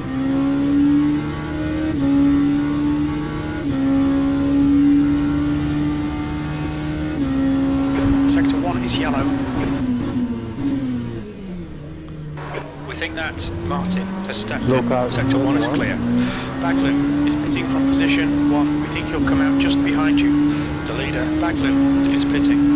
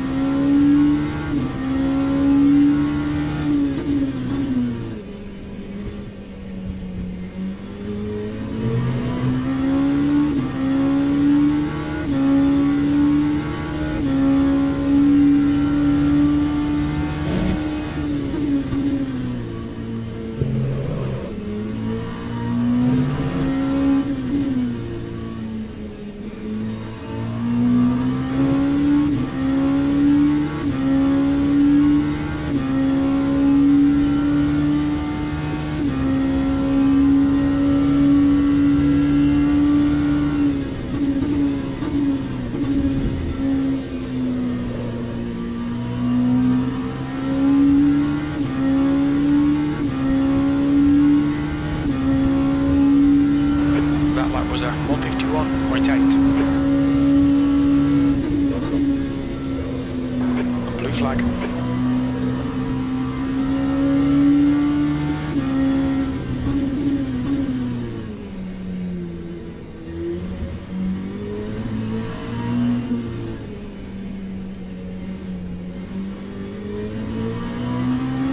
Right side. Clear right. Yellow flag in sector 1.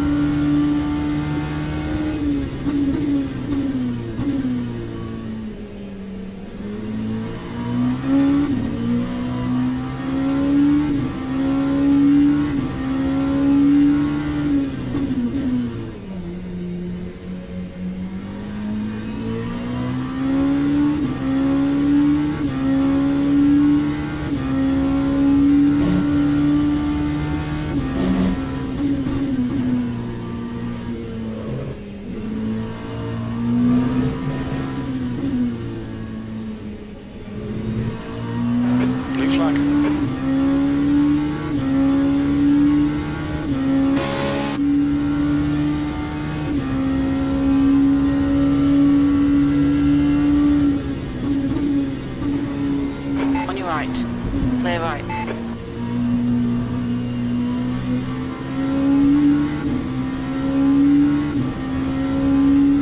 Car right. Clear right.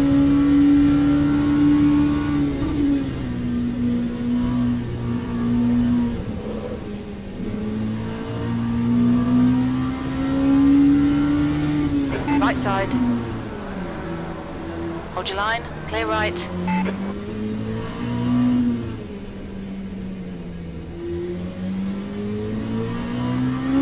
On your right.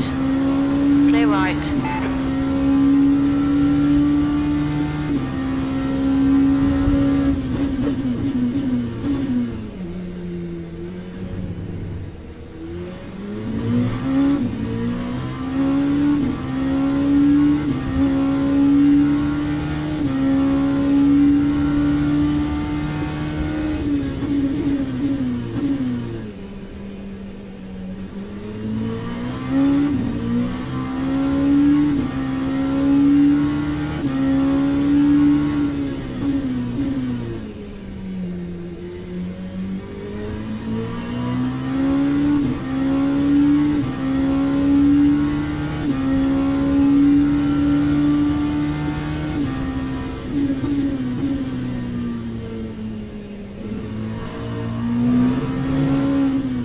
Blue flag.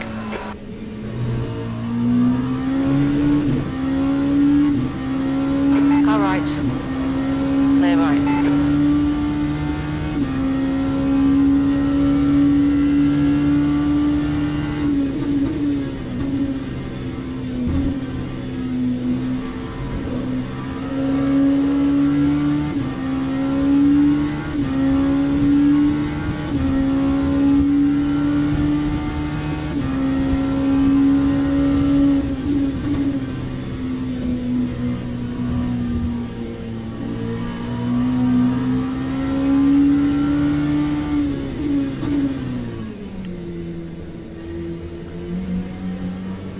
Nomor 6 itu yang LMP hijau.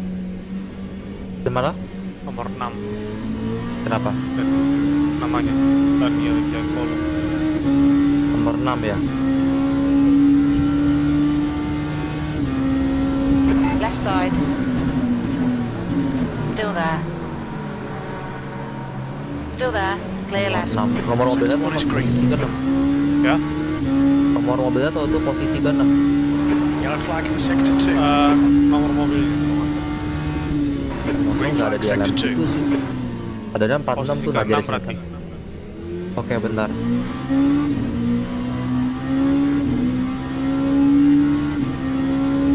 Posisi iya, Najar Racing Italia. Itu udah, gua udah catat insidennya.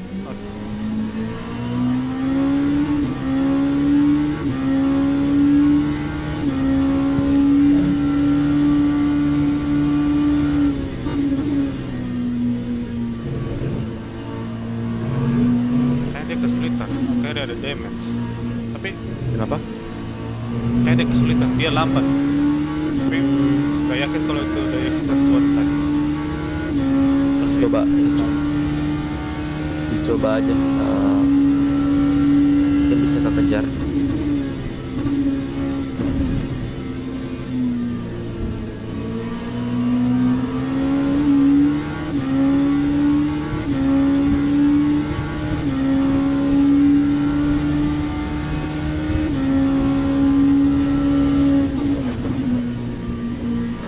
Blue flag. On your right. Clear right.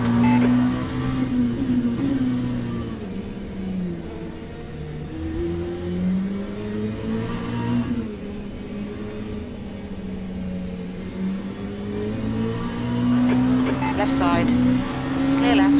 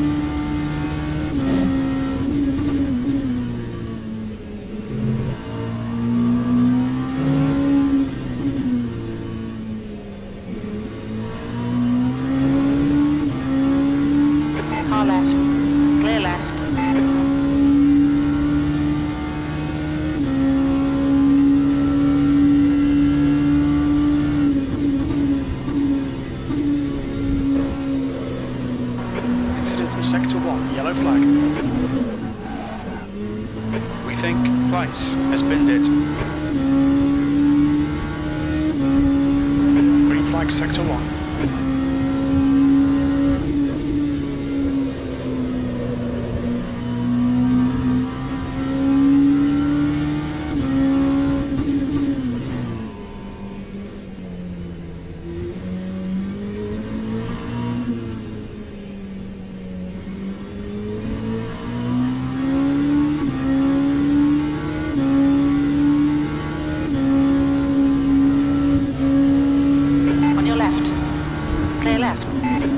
Left side, clear left.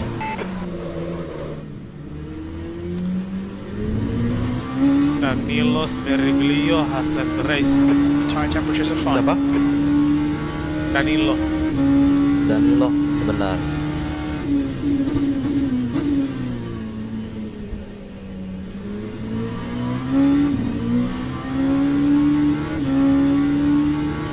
Valet is pitting from position 31. We think he'll be close in front of you when he exits.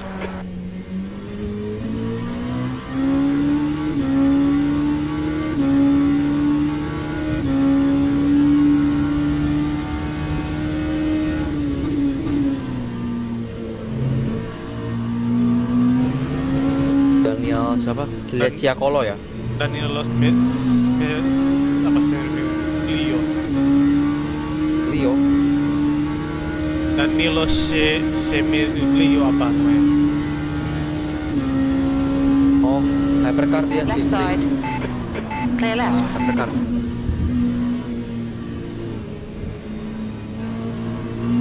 On your left, clear left. Posisi berapa nih?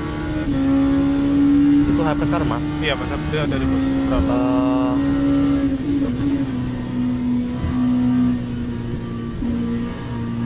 Ya posisi ke. Right side, clear right. Ntar ya, gua buka live timingnya dulu.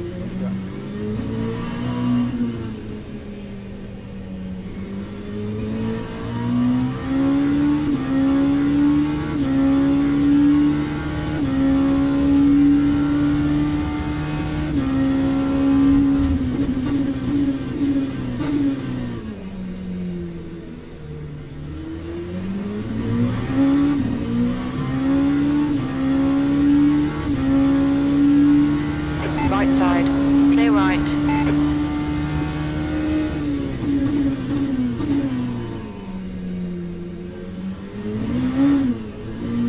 Yellow flag sector 3.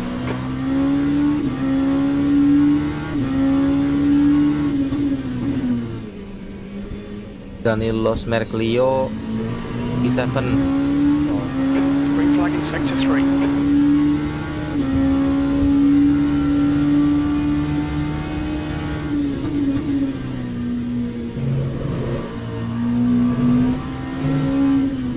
Blue flag.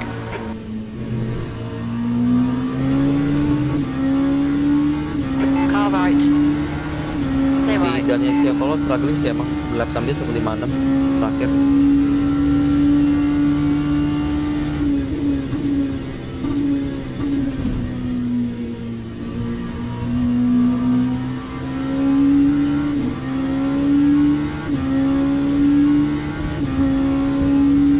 On your right, clear right.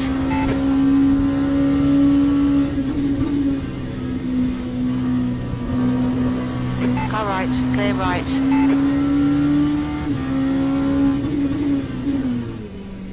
Marv, Yap. gue bisa tinggal nggak?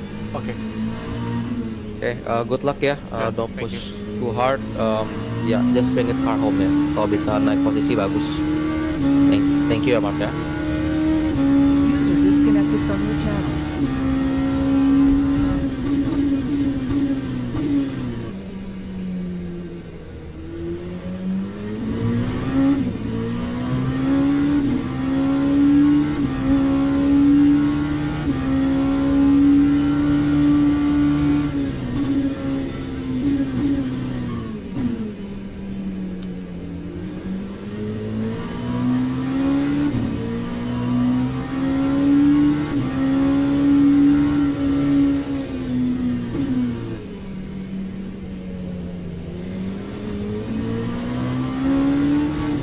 On your right.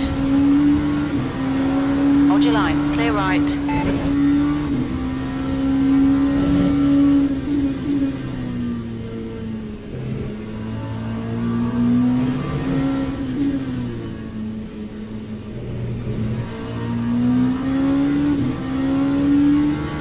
Car left.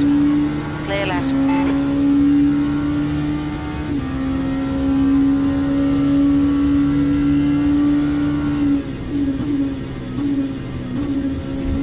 Yellow flag.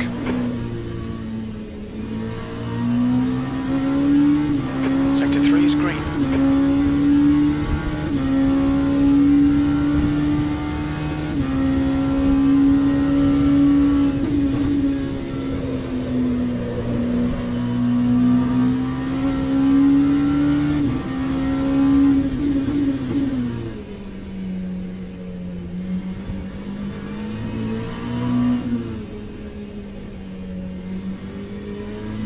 Blue flag.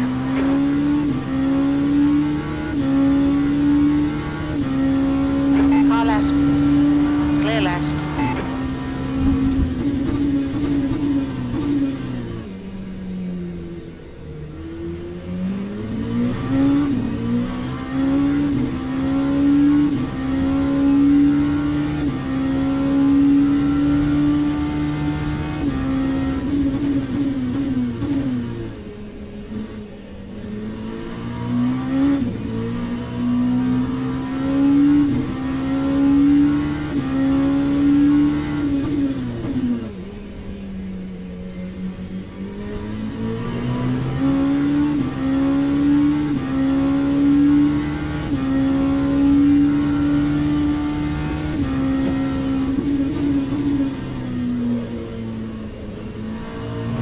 Cold tyres all round.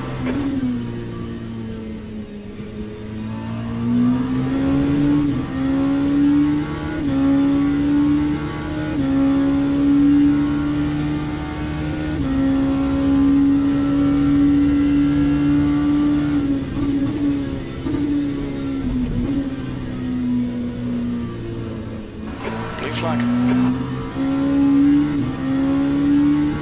Right side. Clear right.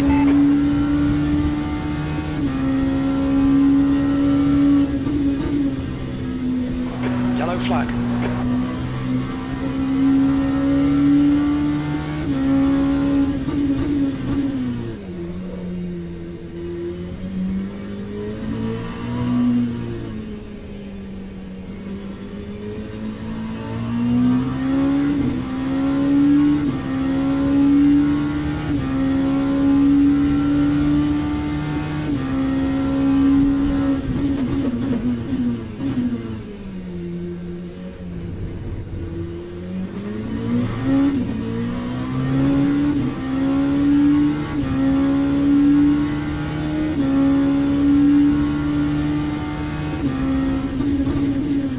Incident in Sector 3. Sector 3 is yellow. Blue flag. Rossi. Car right. Clear right. Green flag in Sector 3.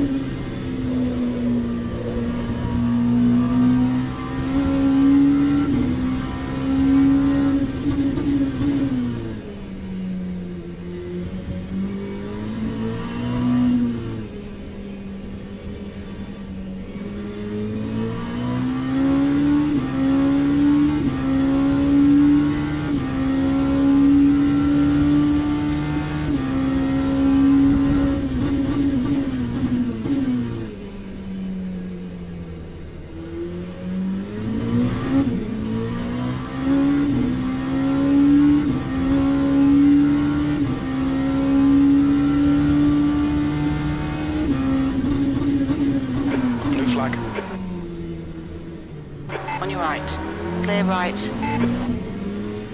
On your right, clear right.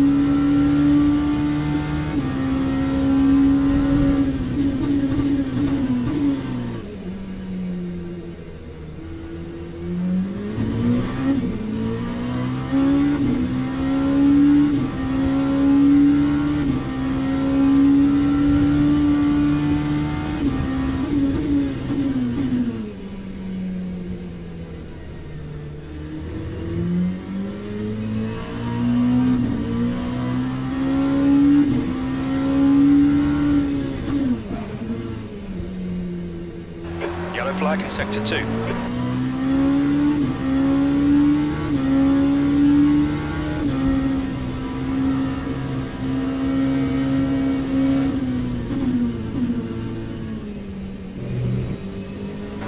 Blue flag.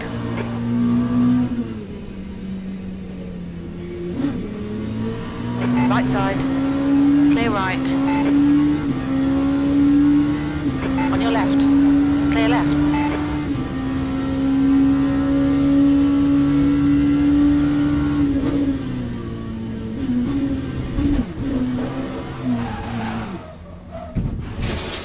Yellow flag, caution. Blue flag, you've got quite a lot of aero damage. You might need to come in and get it fixed. Sector 3 is now clear. Okay, pit stop requested. Alright Mark, expect traffic on exit. We expect to exit the pits in position 24, really close to B34 and B43.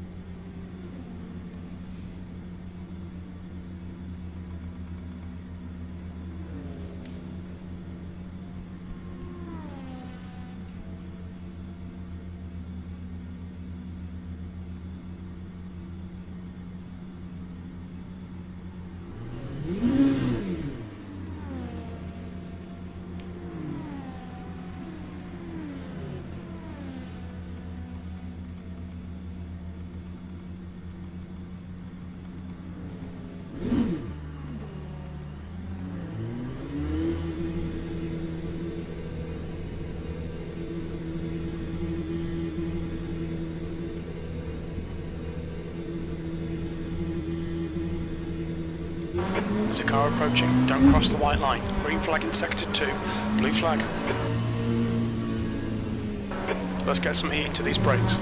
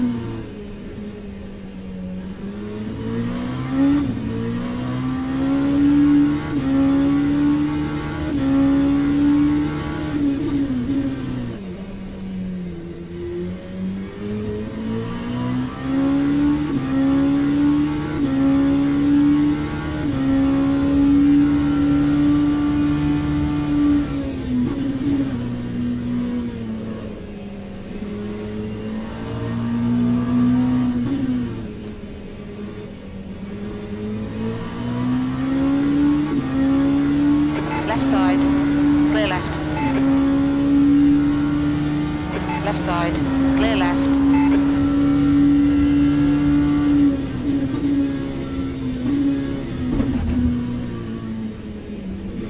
Car left. Clear left.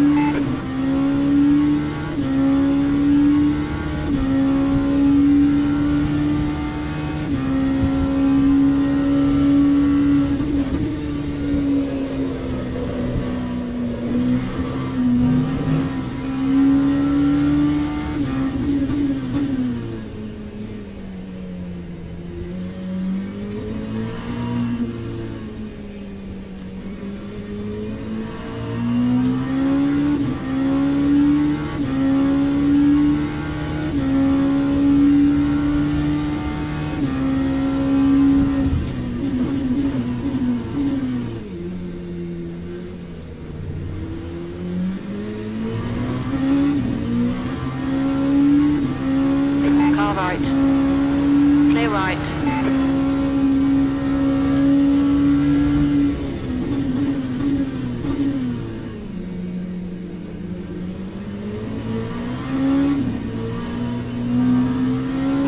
Blue flag.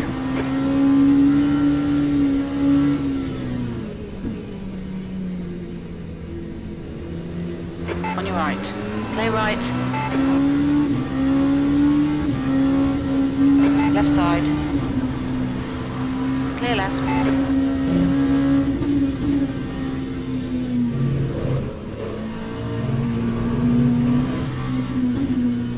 Stay between the lines, please, Mark.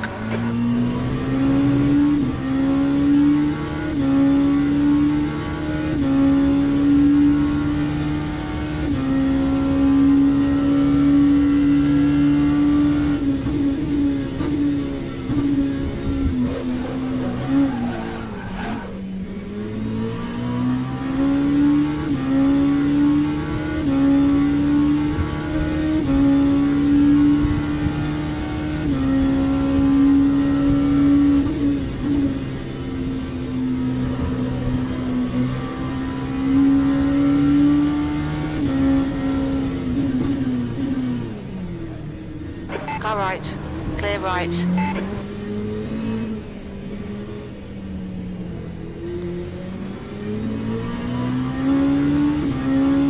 Right side. Clear right.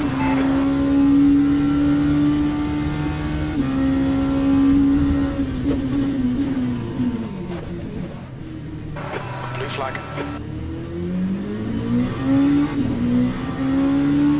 On your right. Clear right.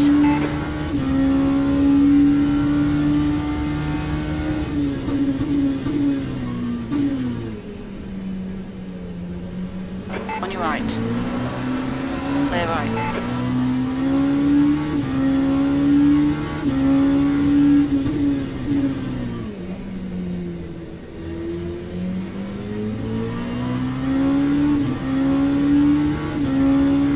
On your right. Clear right.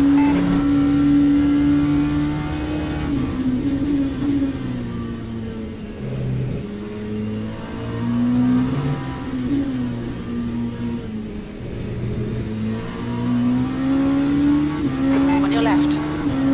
Clear left.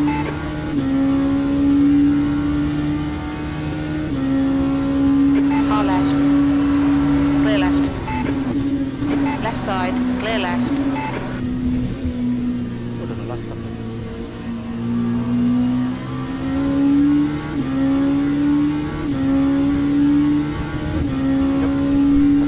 B24, that's the end of the race. Never mind.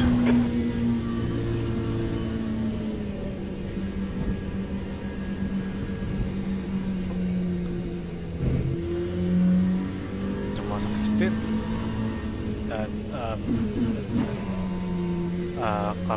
kalau nggak karena damage, saya bisa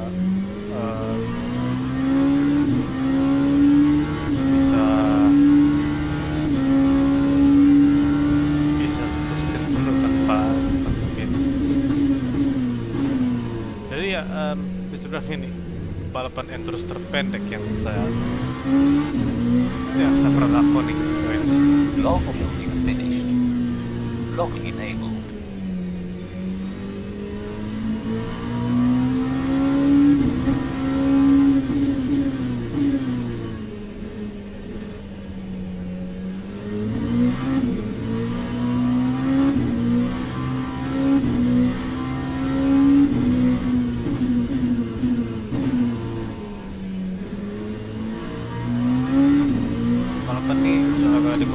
Please guys, behave in the cooldown lap.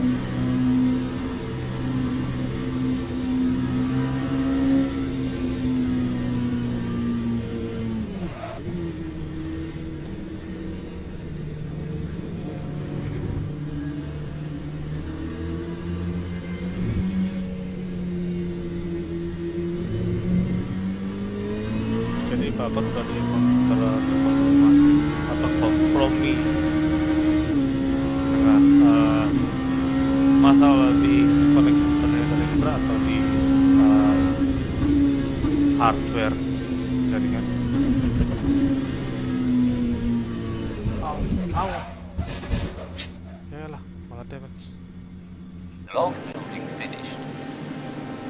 Oke, P24, oke, posisi ke-24 dan ke-8 di LMP2 Pro AM, oke, so baru jam berapa sekarang? Jam 7. Ya, lebih cepat dari dugaan, so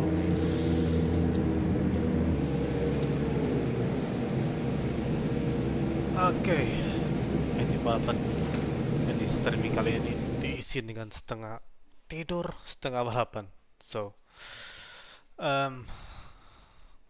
apa planning sekarang? Kembali ke tempat tidur. Oke, so mungkin saya bakal streaming lagi malam ini.